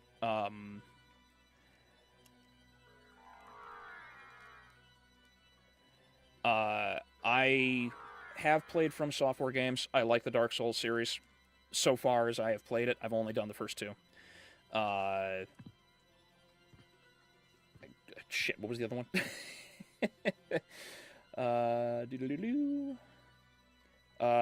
Dead Space. I've played Dead Space 1. I have not played... No, that's wrong. I have played 2.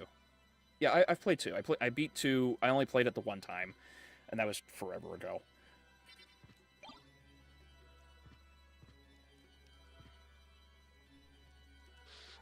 There we go. Let's see.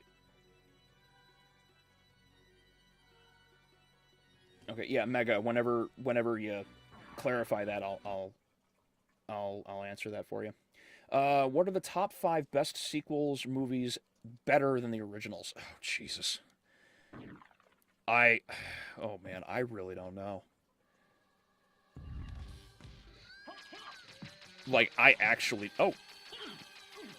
What is... Wait, he does that? I've never had that happen to me before. Ah, no!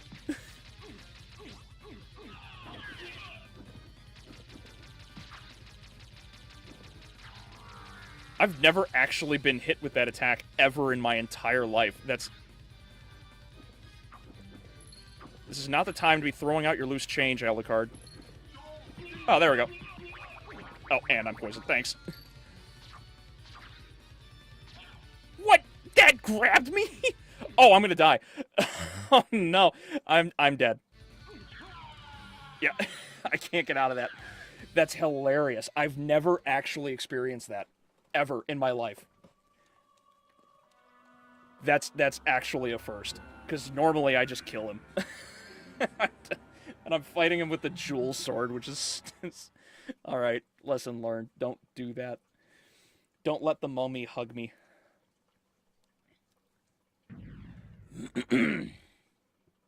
Are you going to get the Paper Mario remake? The GameCube original is amazing. I never played it. I never played Paper Mario, so honestly, I couldn't tell you, Brancliff. My wish for Season 2 of Nocturne is that it is so ass I can hate it even more. You've died to the mummy, I have nothing to say to you, friend. Yeah, I know. I know, I should not... No one should ever die to the mummy, but yeah, I'm running super casual on this one. But hey, I also learned, because I didn't know that attack actually existed. So, I'm okay with losing.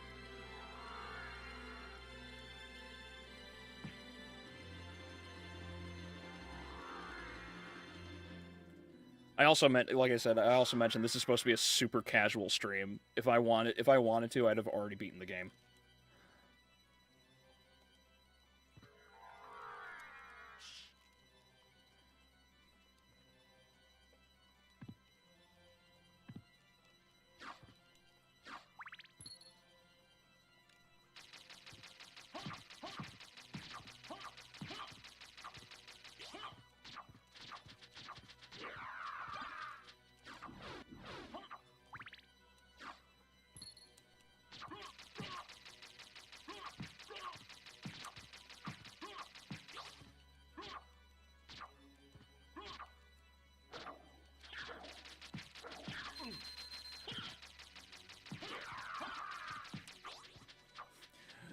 Oh, my poor PS1. I think I still need to add like grease to it because it's been acting up something fear. Oh, he fell through the map. Did it come through? Yes, Sue. I answered that before. Does too much gore in horror ruin a movie?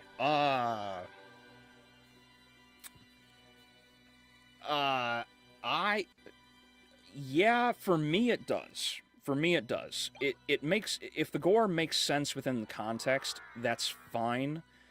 But if it's just excess, then it's kind of stupid.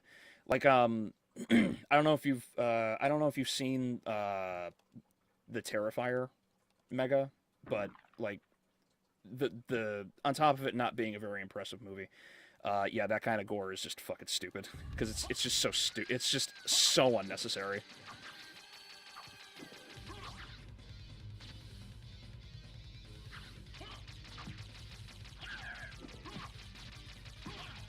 Ah, son of a bitch. Okay. Okay.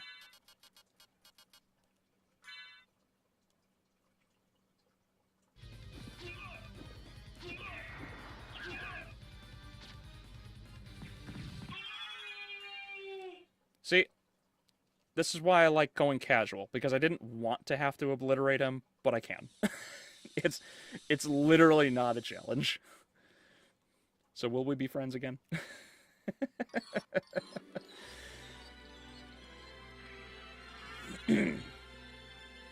But yeah, no, I personally am not too big of a fan unless it makes sense. If it makes sense within the context, I'll usually give it a pass.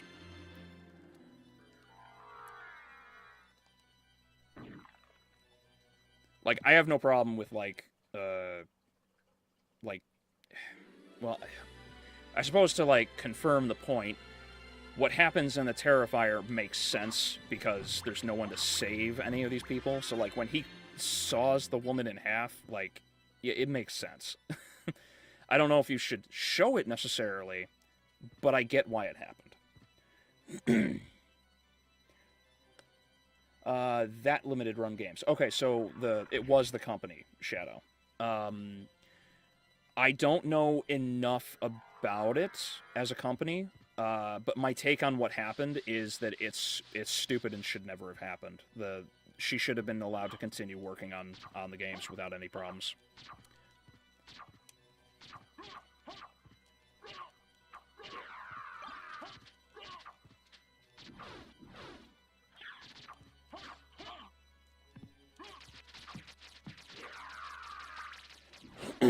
Hug of Death. Yep. Oh, whoops. Not paying attention.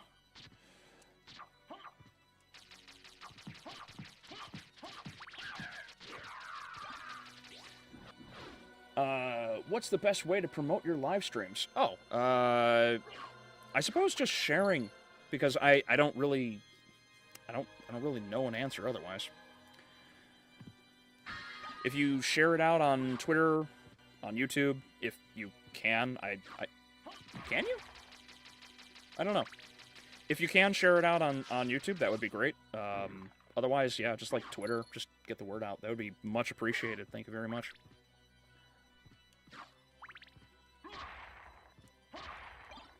Worth it. Not worth it.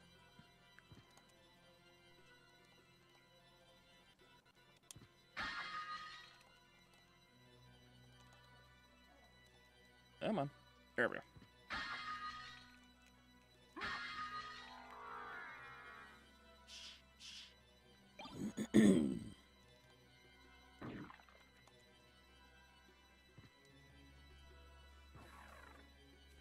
Remember, son, don't let the mummy hug you. Yep. Yep. Don't ever let it hug you, because it will just it'll do to you what Alucard got from the twins in the series. 1. Zombies bit. 2. Mummy's hug. 3. Jingshi's jump. Jingshi's jump.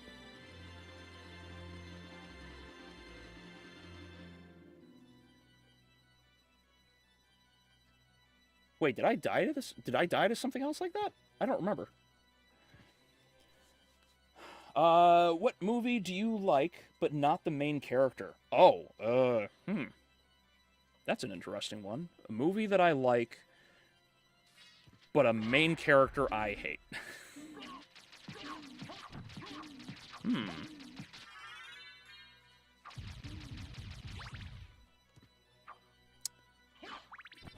Oh, that's actually a tough one.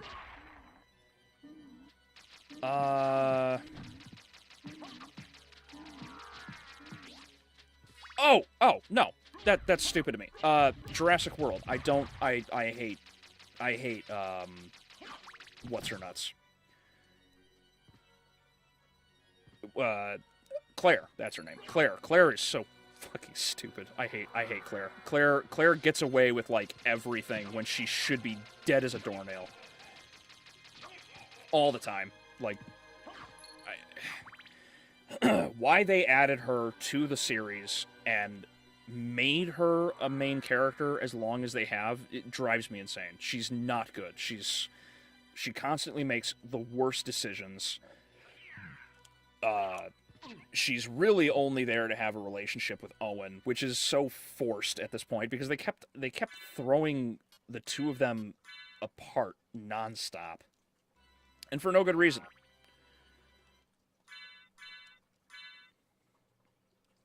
So yeah, there's your question there, King. By the way, what do you think about the stupid requirement for the best ending, which is the same ending with a booty call at the end? I wish there was a quest or a secret boss to get that ending. Oh, shit. I need to pay attention and not read. Are you talking about the secret ending in this game, boy?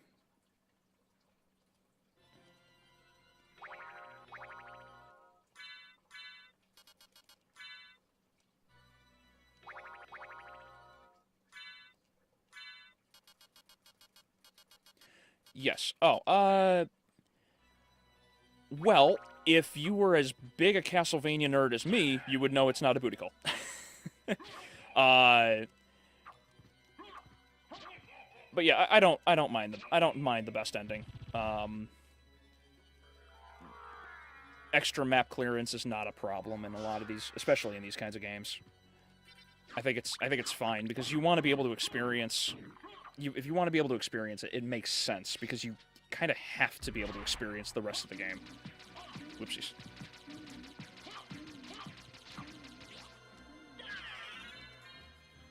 Oh, neat. Is it just like the Terrifier when it comes to gore? I think I answered this, but if I did, no, not like this, no, no gay clowns. I think I answered that with the Terrifier.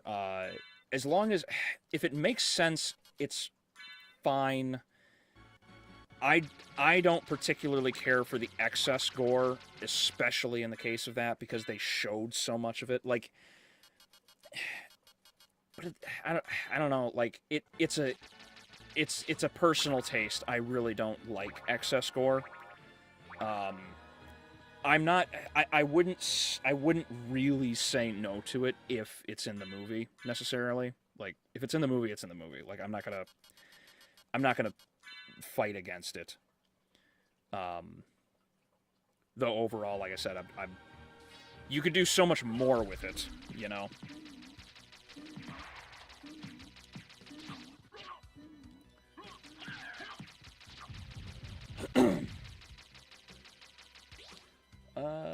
Tarantino movies have some unlikable characters. Yes. But there's nothing... It's not necessarily an issue to have an unlikable character, because sometimes the unlikable character is meant to serve a purpose. Like, my lady and I are currently watching Mike Flanagan's take on the fall of the House of Usher. And almost every character in the series is just fucking despicable. Like, every one of them is just an evil, cheating piece of shit. But it's in the story, and I'm not gonna hate the characters because they're debaucherous. Though that's obviously like part of the point. You want to dislike them, and it works because they're all supposed to die like horrible deaths. So like, it works. But there are also just other good characters. There are other unlikable characters that do have good points too. Like oh shit. Oh no, that never mind. What was that? Bird Box. Bird Box is a good example of this because John Malkovich's character is just fucking unlikable. But he's the only one that talks any sense in the story the whole time. It's like, no, don't bring these people we don't know, don't trust, and have never seen before with crazy whacked out eyes into this house. No, we're going to bring them in because we're good people. Then we're dead. And then 5 minutes later, John Malkovich gets proven right.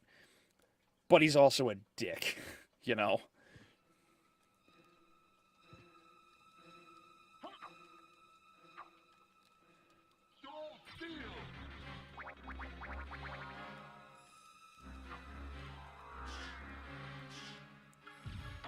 Whoops.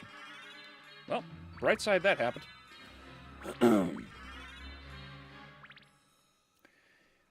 They're both killer clowns. Yes. Have you seen Hellsing? Yes, Sue, I have. I've seen both versions of Hellsing. Well, I've seen all three.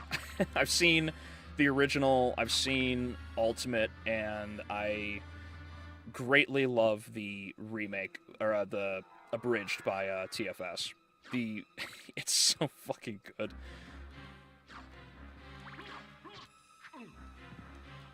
Whoop.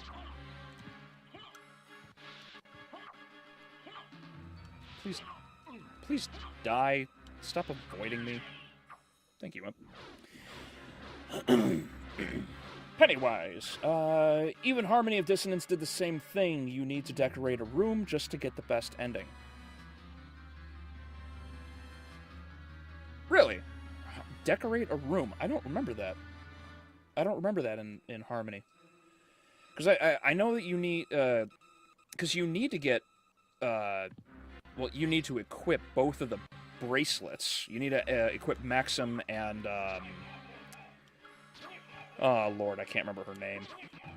But you have to wear both of those bracelets in order to get the best ending, especially after you go and fight Maxim to free him from Dracula's spirit. It's also been a while since I played Harmony of Dissonance. I should probably play it. Oh my god! In the hole, in the hole, in the hole. Thank you. Okay. That went sideways.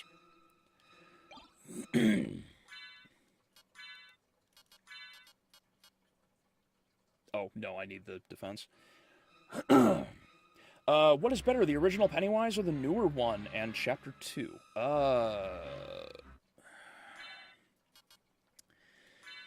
That one's kind of a tough one to call because I'm not impressed with the newer movies.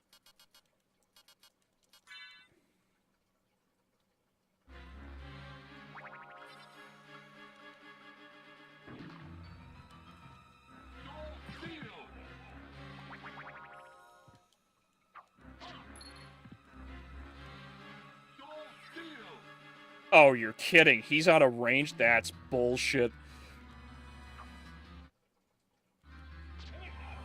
Oh, thank you, Imp. Whoop! I'm gonna hide in my hole real quick. Because apparently I can't cast the damn spell. This'll tide me over. Unpopular opinion, Pennywise was never scary. I agree. I get the point behind Pennywise. It's just unfortunate that he... Oh, nope, that's poisonous. I understand the reason behind why he was made, and I don't disagree with it, but his overall execution is what really sucks. Because you can only, you can only play with your victim for so long before all the tension the audience feels goes out the window. This is why I've never understood how people could think that the movie or even the novel, honestly, but like all of it is so terrifying because after a certain point, like there's a sort of diminishing return when it comes to horror, and to screw that up. I did not mean to fat finger that. Whoop! No! Get out of the hole, Alucard. I'm just gonna leave. Fuck this room. Oh, there's a third. Shit. Okay, maybe I should have farmed the Masamune. Can I get through? Yeah. Okay. Excuse me. Sorry. I like an unlikable, likable character in movies. That's why I love Tarantino. Yeah, Tarantino's pretty damn good at writing. He wouldn't be anywhere near as popular if he wasn't. I don't know why I panicked.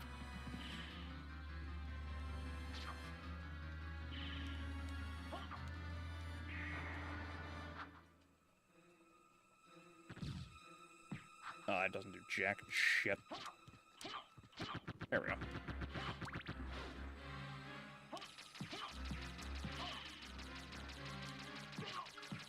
There we go. He's dead.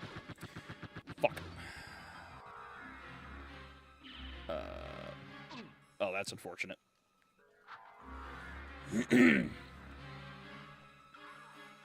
Let me just get to a save point real quick.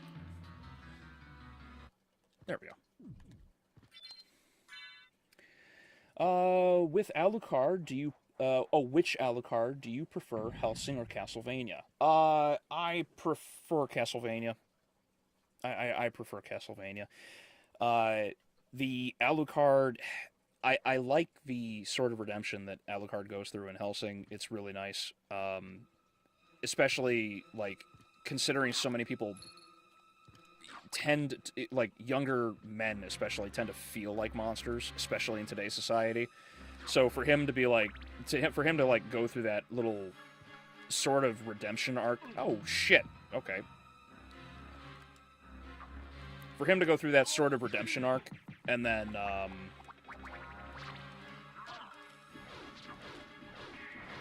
and sort of accept and acknowledge who he is and what he's done, and to be forgiven too. Like that's something else that's really important.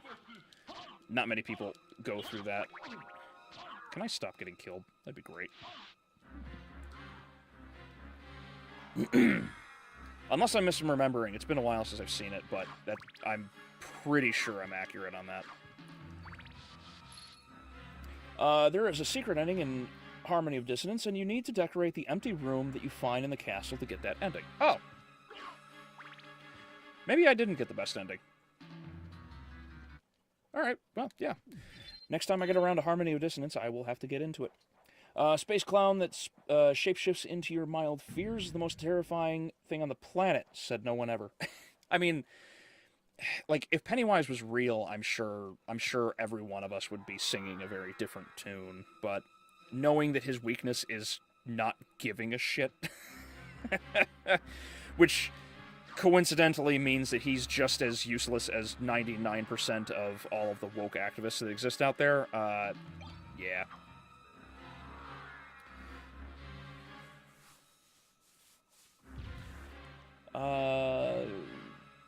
What is the scariest movie you have ever seen? Ooh.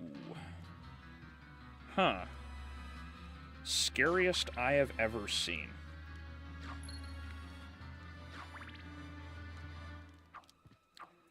Honestly, I couldn't tell you. I know as a kid, I got freaked out by Ghosts of Mars by John Carpenter, but it wasn't like this movie is gonna haunt me for the rest of my dreams kind of thing. I don't know. I'd actually have to really think about that because it's been so long. I don't remember. I don't know a movie that's like really scared me. Question: what will Pennywise shapeshift when your only fear is fear itself? Uh, I mean, my ex, I suppose.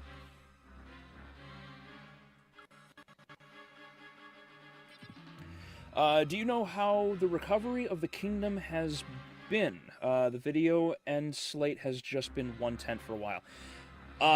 We have actually been working on that for a while. We just have not. Uh-oh. Yeah, I'm confident. All right, boys, let's do this.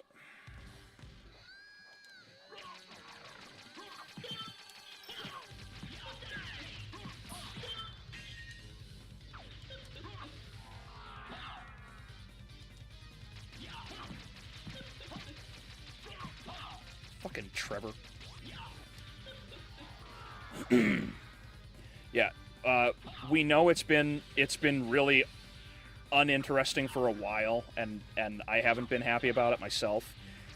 We've been working on different different things to like make a new kingdom proper.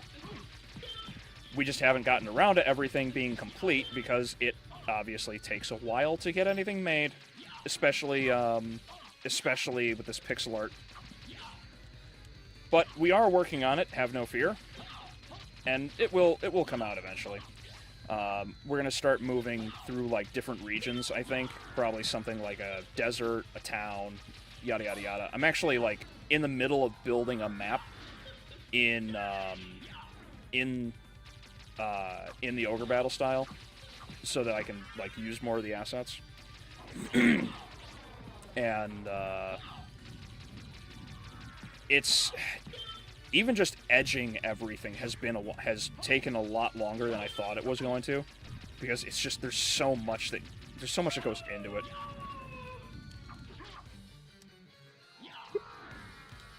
Son of a...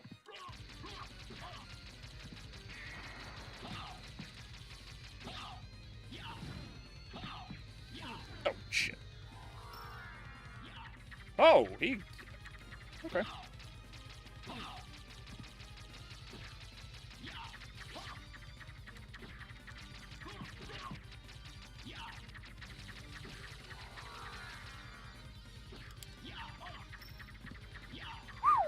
That was close. Okay, this is really close.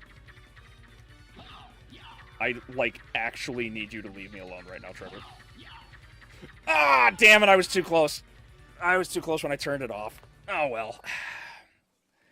I was trying to do this without having to heal, and then I was trying to get down so I could soul steal. Oh, well. Are you a fan of the Universal Monster movies? Yes. Yes. Actually, my favorite one of the classics was Creature of the Black Lagoon, because I have always been just absolutely impressed by the fact that guy held his breath the entire time he was swimming around. Also, Henry Mancini's score is brilliant, and they basically ruined it by speeding it up the way they did. If you ever get a chance, like I think it's Henry Mancini. Oh no, Hans J. Salter. Hans J. Salter. Salter or Salter. Whichever the case. That's when you get a chance to hear like the original version of the underwater hunt from Creature of the Black Lagoon. It's phenomenal. Fantastic music. And they butchered it by speeding it up. What's your thoughts on H.P. Lovecraft? Love him. Not a big fan of who he was as a person, but obviously people change. Because, I mean, a lot of people will never actually say this, but he married a Jew, despite his anti-Semitism.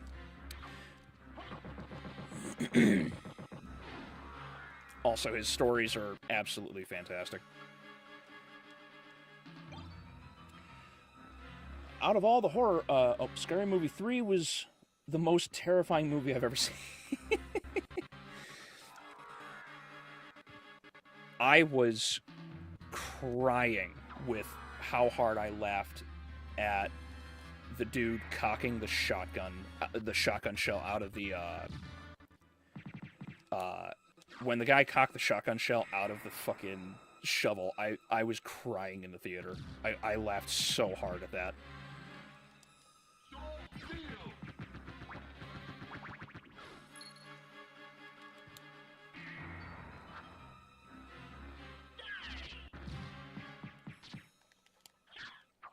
Whoop.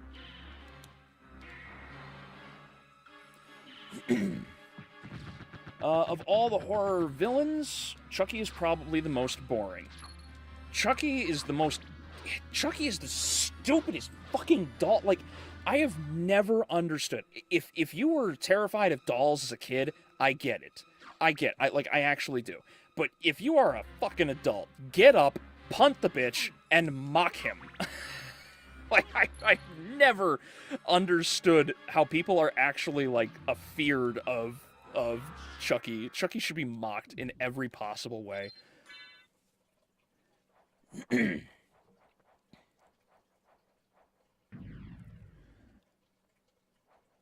I like that the kingdom gives a tiny bit of overarching story throughout the channel, but not so much that it's especially important. Plus, it feels really video gamey. It's so on brand. It is. We've been trying. It's just that everything takes a long while to make. Uh-oh. Oh god, I'm gonna be Alucard in the series. There we go. Stay right there, stay right there. There we go, got it. But did he really need 8 movies? That was unnecessary. No, he never needed 8 movies. It's so stupid. Like, God, I hate Chucky so much. It's not a fear thing. It's literally just that he's so stupid, and to be scared of him is just nonsensical at this point. Like, how does he overpower you? He's a doll. Like, I get for a child, but no. No, I didn't watch the Chucky's franchise. Yeah, good. Don't. They suck. Like, all of them suck. Like, I watched the remake of Child's Play years and years ago, and it blew too. 403. I got the demon. I'm good. Question. Thoughts on Sprite palette swap? Shadow, do you mean in context of, like, recycling the asset for later enemies? Because if that's the case, I'm not actually a big fan of that. Maybe I should have killed him right away. That couldn't have been any better timed.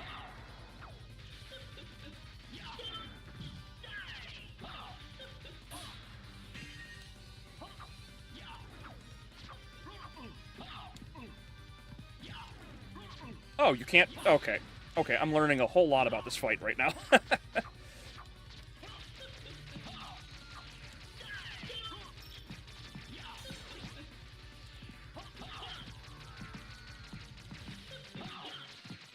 These people have never lasted this long against me, so, like, I'm actually relearning shit I haven't seen in so long.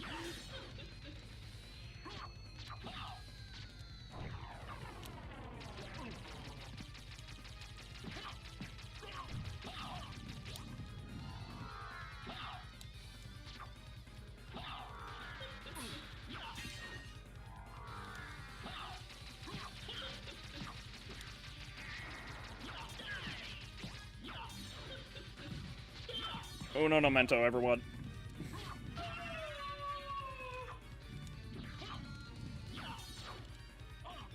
Motherfucker. Come back here and fight me like a man.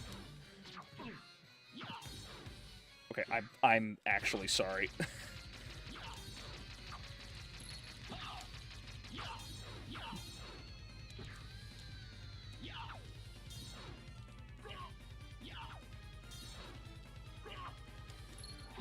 This is not the time to not know how to cast Soul Steal.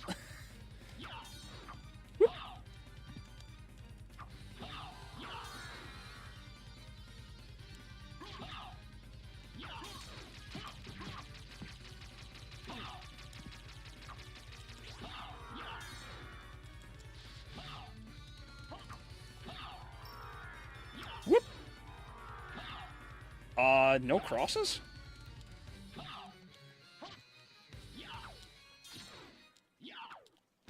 Oh, okay, we're good. I'm surprised no crosses. I guess he changes based on the time you go in to fight him. That's interesting. Palette swap. Recycled enemies type like it because love seeing monsters in different colors. Oh, I'm not against recycling an asset. I do believe it's a little lazy though. Because if you can just recycle the palette swapping, if you can recycle the palette and that counts as a whole new enemy, I think it's a little lazy when you could just make like fewer assets and still have an effective story or game for that matter. Like Final Fantasy does this a lot, especially the old ones.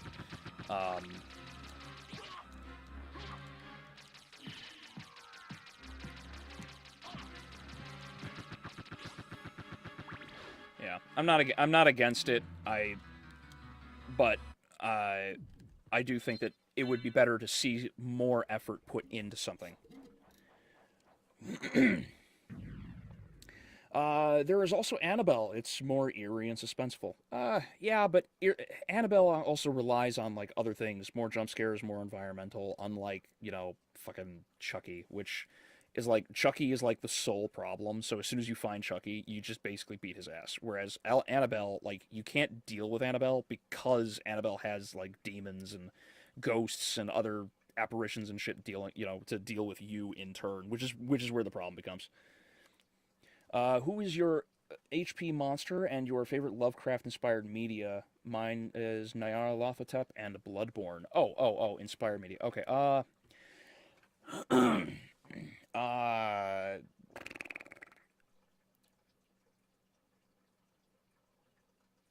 I'm not sure what my favorite monster would be, although I do think the Shoggoth is particularly terrifying.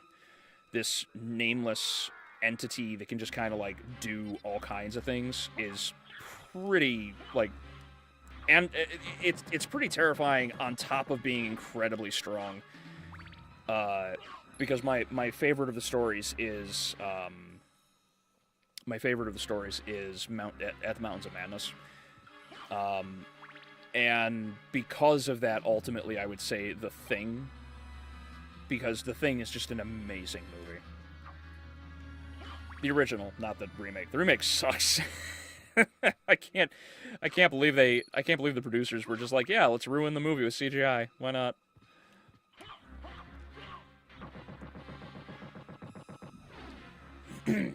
But if it wasn't that, I would have to say, if it wasn't The Thing, I also really like The Void. If you like Lovecraft horror and whatnot, The Void is probably the movie for you.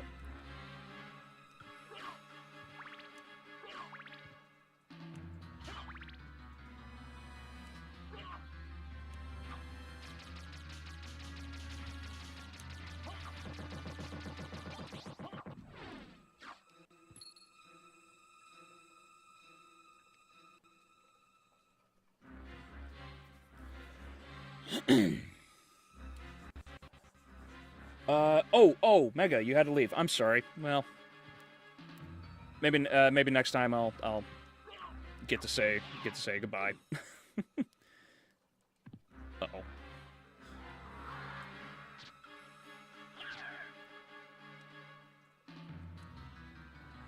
Let's see. Family Guy is already a horror movie. It is so bad, it is scary. Especially the latest seasons.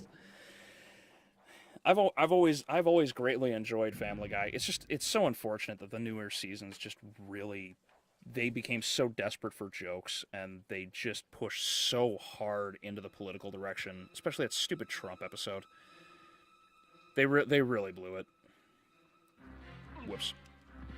Okay, whoops. Okay, stop it. Stop it. It hurts. Whoop.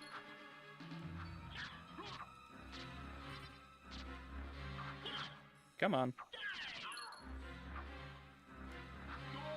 Ah, got it. This is the problem with trying to cast magic on the D-pad, because Symphony of the Night didn't have analog, so you can't just cast Soul Steal willy-nilly, unfortunately.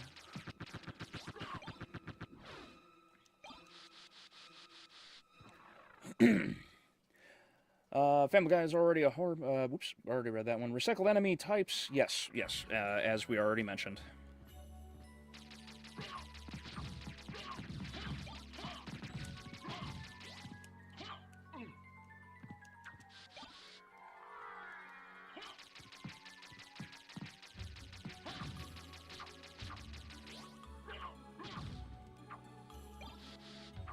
You stand still? Oh, he deals 40? Come on. Damn. They gave the sword to the death AI. Oh, alright, never mind. I guess I don't kill him. That's unfortunate.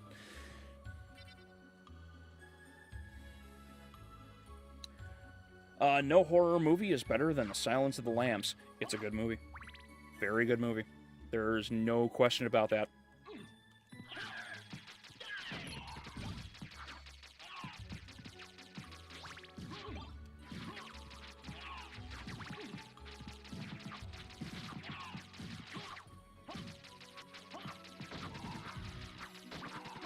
There we go. God, that was a lot of shit. The Thing was unironically remarkable. Yes, absolutely. Fantastic atmosphere building. It pushed the boundaries of what could be done with practical effects. Top-notch acting. Good writing. Every character is making reasonable choices that are believable given the circumstances. Like, there's... The Thing is just fantastic. I should probably have reviewed it for this Halloween, but oh well. It is what it is.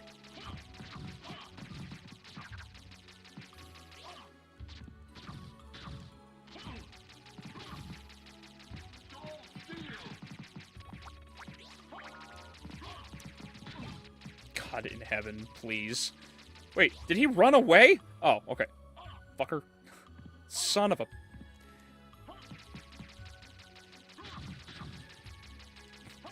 Get down here and fight me like a man.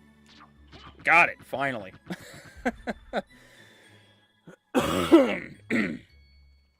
Yig, love me a Mexican snake god. Well, he's better than a gay Aztec, I'll tell you that one. From what you got from DS1 and 2, what do you think of From Software's approach to storytelling? I really appreciate the limited storytelling. I appreciate it, because the story does not get in the way of the game. It is organically learned at the rate of the player, and it naturally unfolds the longer you play the game. The way From Software handled storytelling is very well done. They also do a lot of environmental storytelling, which is straight out of Metroid. But Dark Souls is also very much a Metroid inspired game.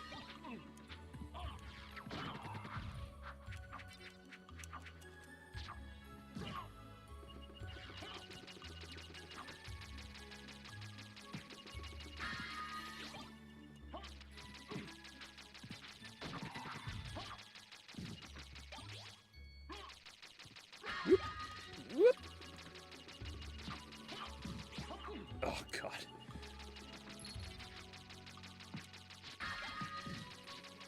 Burning through all of my hearts. I didn't realize, like, it's been so long since I've used the damn, come on. There we go. It's been so long since oh, that hurts. Since I've used the harpoon, or the Holy Bible.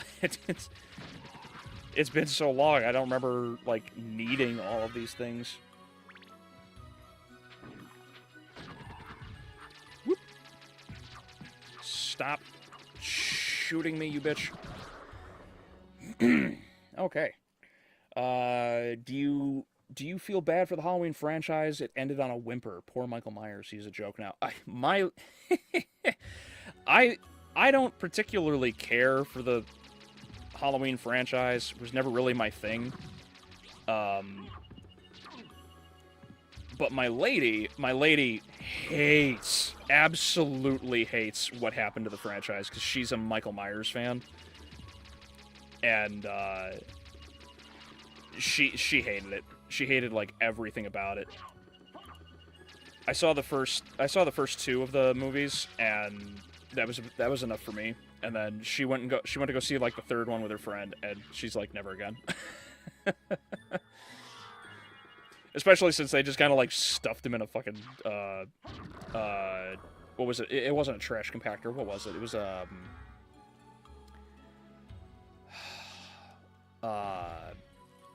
fuck. What did they stuff him? Oh, it was like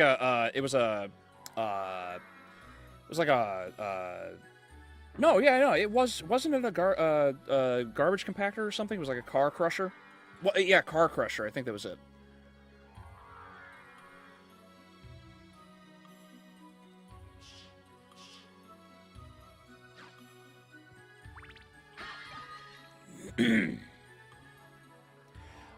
The reason I ask is because I've seen people say, especially the ones who don't like the series, say there is no story, and at most there is a cutscene from the beginning, telling events before the game.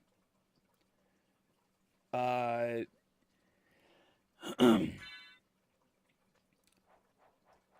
I think the issue is that Dark Souls came out at a time when people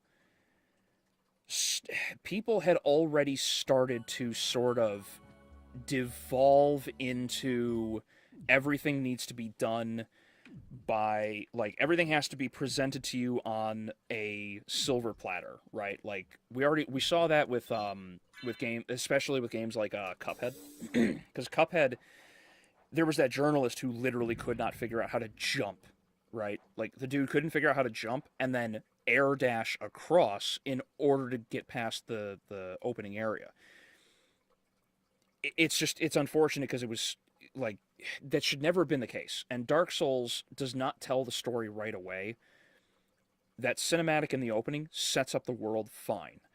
The world sort of like when I was what Boy was asking about is the earlier is about like world like how to make a better novel, and it's world building. If you can't make the world immersive, and in the case of like video games are fantastic because it's all three medias. It's you can read, you can watch, you can um, you see you can see it, you can hear it, you can read, like there are all these different ways you can do it. And in order to tell that story so well through the environment, look at Metroid is fantastic at this. The problem is most of the people want the information given to them and they aren't actually taking the information in. None of them are really like understanding the world or questioning like, oh, weird, this room is completely flooded and the door was locked. I wonder what happened in here, right? Or hey, there's like a half-eaten dragon that's rotting away on the side of the cliff here. I wonder what happens if I walk past it, and then it activates and fights you, and you're just like, huh? I wonder what happened to this dragon. You know, like there's no imagination anymore, which is part of the reason. The imagination is what overlaps with the issue that's going on with the writing today. The pitch I gave earlier about like Dracula's Curse, like turning that into an 8 to 10 episode series, could have been easily done. But but the writers lack imagination, so they pulled from all these other games to make the story that they could, and it's bullshit. If they were good at what they did, it wouldn't have been a problem. If they were imaginative, they would have had plenty to pull from just from the base NES game, but they didn't do it. And this is just the way things are right now. Dark Souls will always be acknowledged as a good form of storytelling, because it's there for you to enjoy at your leisure. and all the information leaves plenty of questions. It's the right kind of story. It's the right kind of asking questions, because you want to ask questions, or rather, a good story will get you to ask questions. If you've seen Love,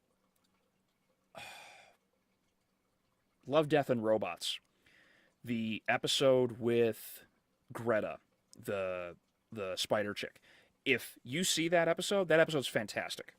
And you just ask questions. Like, how did they end up there? What did they do? Were they sabotaged? Were they sabotaged on purpose? Did they actually end up there by accident? Was there a deal with the company that sent them? Like, there's all kinds of genuine questions that can be asked, and it pulls you into the story more and more. And that's good. And that's what Dark Souls does. But most people don't want to think for themselves. And that's a big problem today.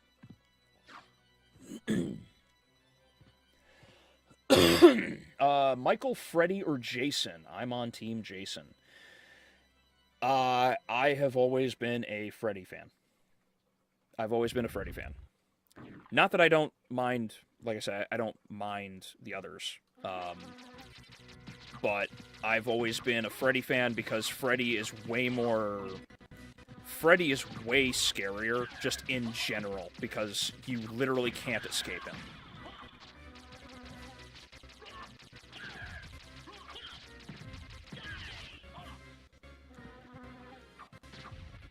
Oh, I'm out of hearts. That's not good.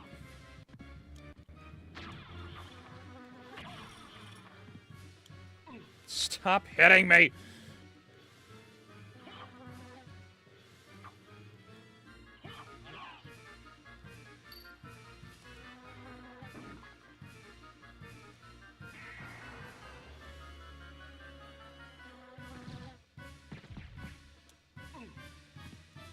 Whoop! that was short notice.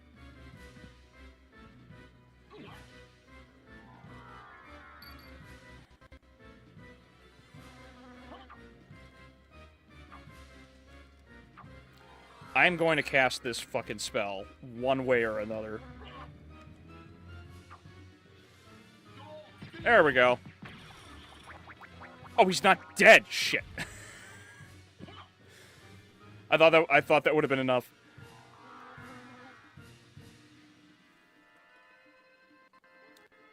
Oh, my poor PS1 is just chugging.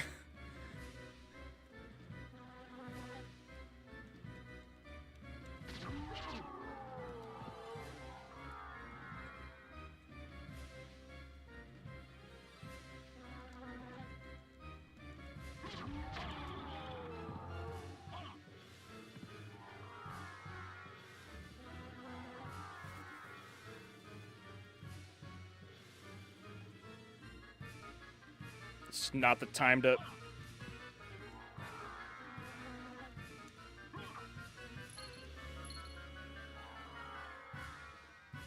Don't I have items? What am I doing? I totally forgot I have items. Like an idiot. There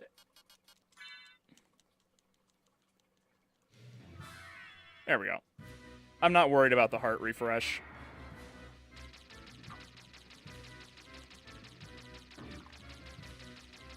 Oh, he was literally...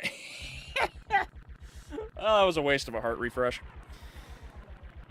Only way to survive Freddy is to be a NPC. Yes, absolutely.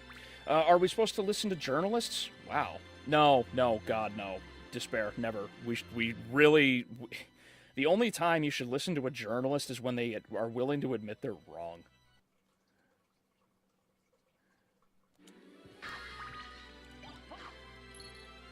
It's part of the reason I actually really like watching Tim Pool. Tim Pool constantly mentions how, like, wrong he is, which is commendable, all things considered, especially in today's world. What was a more interesting story? The Nun, Jigsaw, The Conjuring, or The Walking Dead?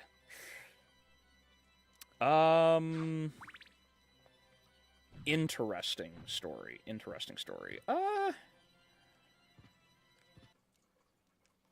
I don't know. That's actually kind of hard.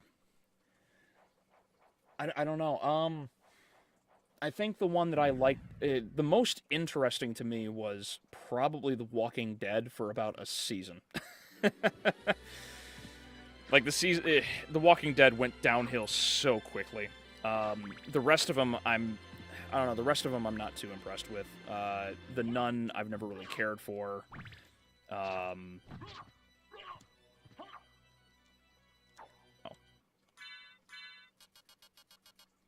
Where's my shield? There it is.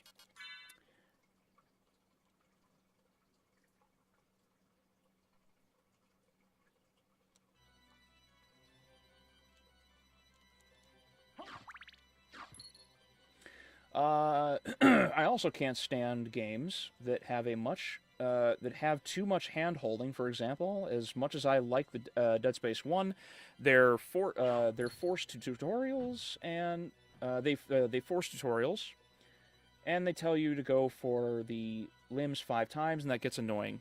Ah, yes, yes. I a good game should be able to tell you the mechanics of the game one time and never again. I think all of you can agree with me here on this one. Like Legend of Zelda.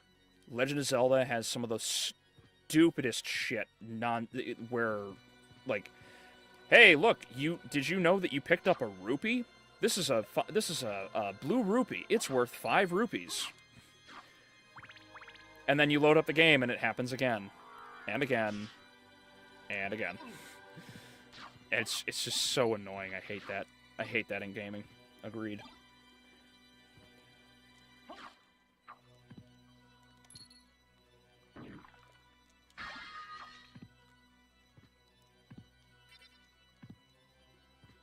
I wonder how Beelzebub would have looked in the series. Nowhere near as gory as he is. I can tell you that. They wouldn't risk that kind of, they wouldn't, you know what he would be? Beelzebub would be expensive. Beelzebub would be expensive. And that's why you'll never see him in the series. Not unless he was like a 3D model, which would, I think that would just totally kill any fear anybody has about him.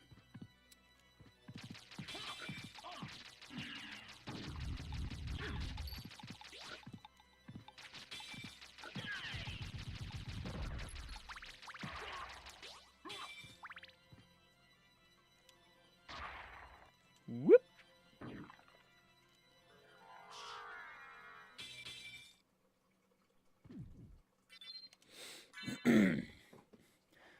Chinese vampires hop? Yes.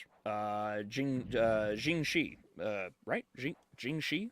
Jing Shi, yeah. Yeah. Because they can't, their feet get bound up. Yes. What's Vizzy? Vizzy Pop? Like the artist for, yeah, Vizzy Pop, the creator, has been, okay, yeah.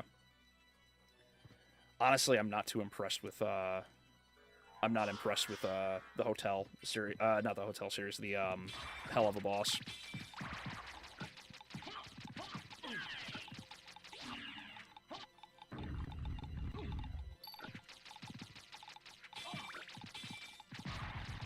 Although I am glad to see that, despite my dislike of the show, I'm glad to see that Vizzy is getting somewhere with Has-Been Hotel. More independent artists and teams need to be acquired by shows and major companies. So to see Has-Been Hotel getting somewhere it's a good thing.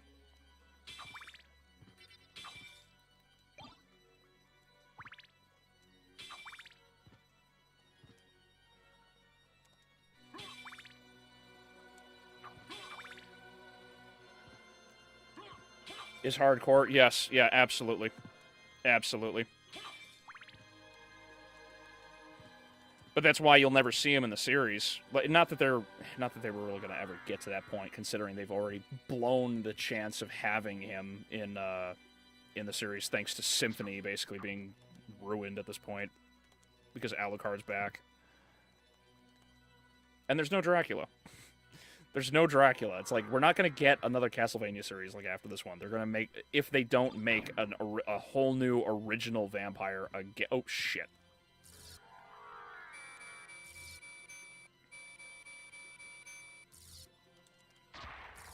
Whew!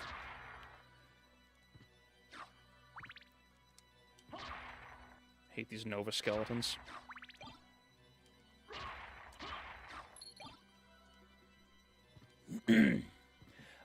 If you like the Tumblr aesthetic, then sure, but I wouldn't judge you if you did enjoy it.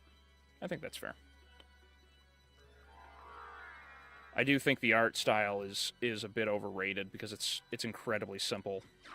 But it's also effective. I mean, I'm not gonna...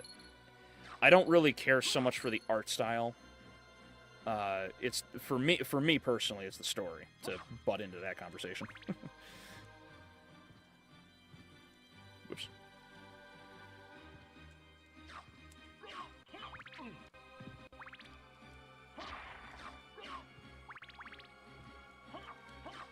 Whoopsies.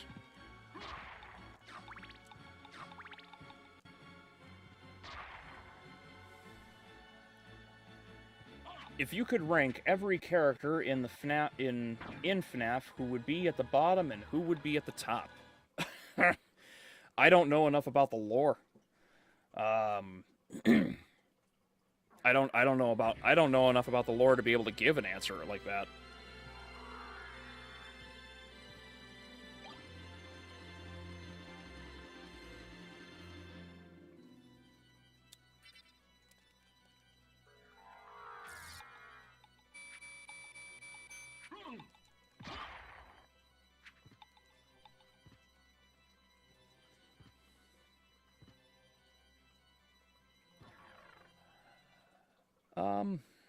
Let's see. I've seen how it looks, and it's not my thing. It's whatever. Played any of the original Mass Effect series? If so, who's your favorite character? I've never touched the Mass Effect series. I never actually played it. I don't know. Like, I don't know why, but it was never my thing. It was just never my thing. Has anyone seen the Amazing Digital Circus? It's okay. Definitely not for me, but it's nice to see an independent creator get their series off. I have not seen it. I've never heard of it. But if it's another independent creator, then I'm glad to see that they're getting some success.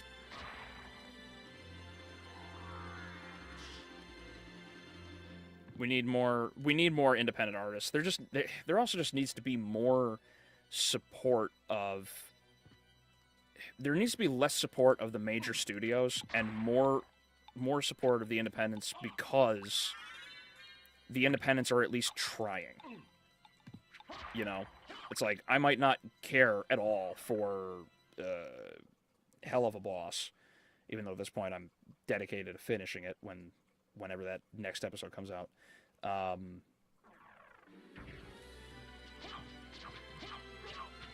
But there's way more passion in something like that versus, say, Rings of Power, right? Or Castlevania Nocturne, or any of these other series. It's just independent creators need to be supported outright. This is why I tend to champion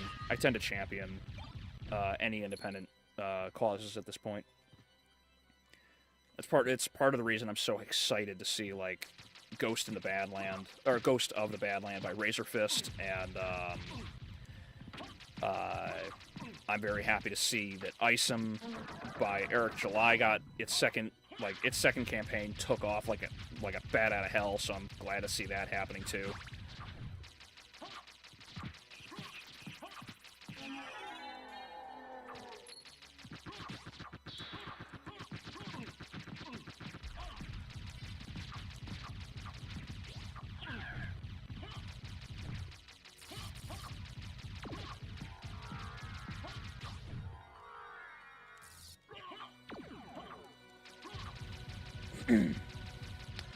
Who is stronger, Wolverine or Springtrap? You mean like X-Men Wolverine? So I would imagine it's X-Men Wolverine. I could be wrong, but I would imagine it's X-Men Wolverine.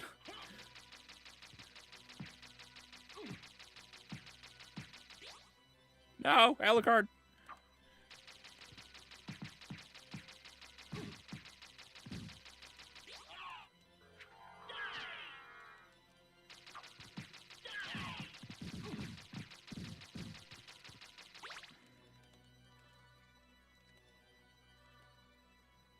There we go.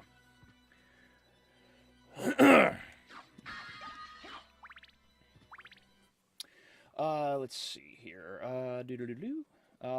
One of the things that made Symphony special, you actually saw some of Dracula's humanity slipping out, but he gone now. Yeah. It's nice to see that. It's not a bad thing to see some humanity or even class out of a villain.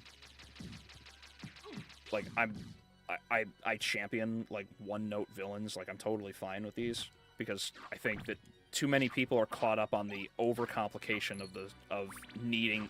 Everything needs to be gray zone. I don't think everything needs to be in the middle. Like, there's nothing wrong with a black and white story. Like, that's totally okay. In fact, it's more reflective because, quite frankly, every good and bad choice in the world it really does boil down to good or evil.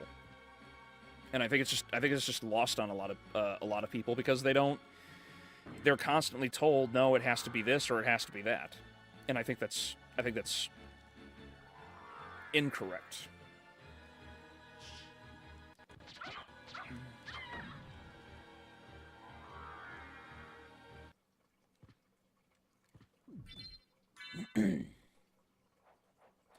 What is your opinion on silent protagonist?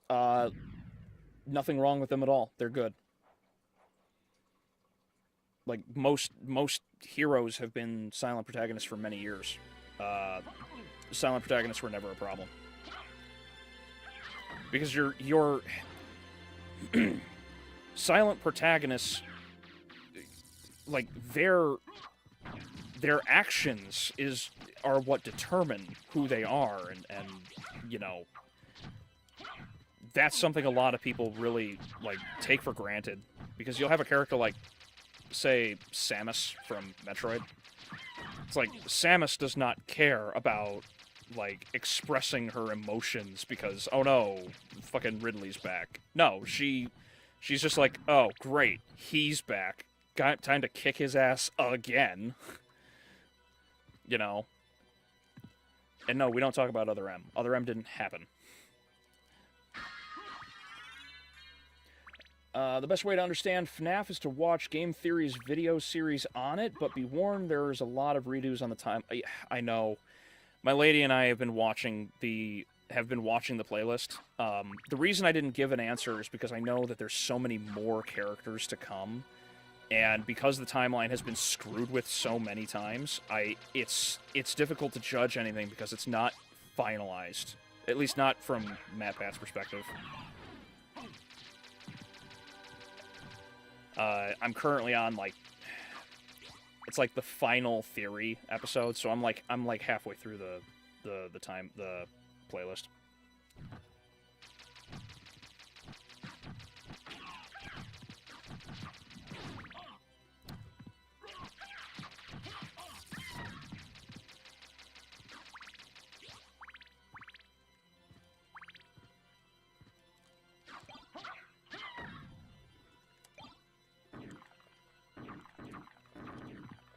There we go.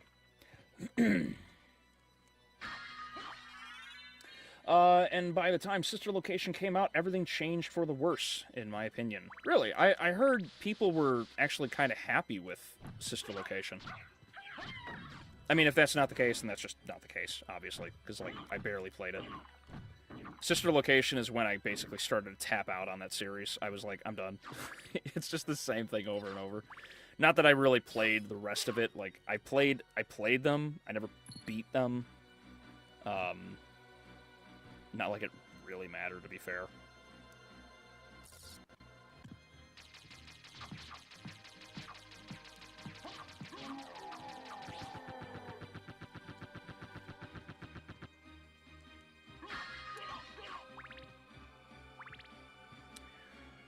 Let's see here.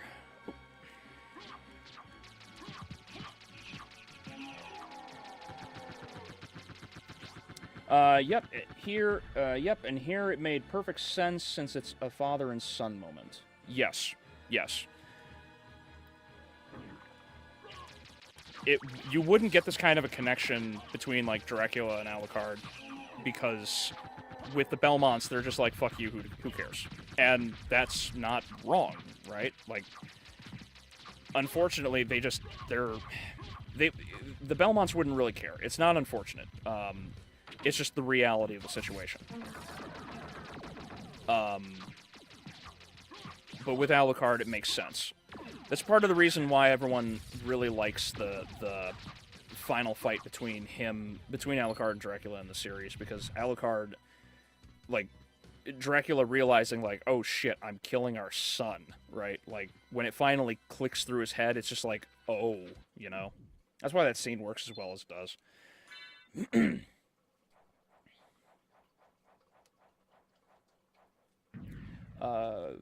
I had a hard time with Beelzebub when playing as Richter.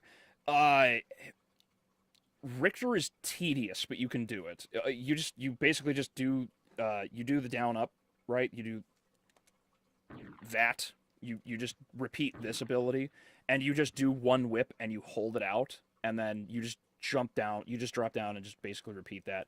But you also have to avoid all the flies, which gets annoying. But that's why Beelzebub, you also need to, like, properly fight with the axe. That's what you need to do. But otherwise, yeah, no, he's annoying because he's up in the air, and even, like, Alucard, like, you really can't stay in the air to fight him. Why did Luke Skywalker become a drunk? Because as they wrote, he wanted to die, which is asinine to me. Like, there was no reason to do it, but that goes back to what we talked about earlier, is this idea that all these people are here, all these writers today are just trying to ruin the shit that came before, and they don't like positive role models, especially men. Age-old question: if you could choose to be a vampire or a werewolf, it entirely depends on the rule set, but generally, I've always fallen on the side of werewolves. Wait, have you played Elden Ring? I'm sorry if you already answered this. No, Despair, I have not. Speaking of Elden Ring, though, if you guys have played and enjoy Elden Ring, you should watch Carbot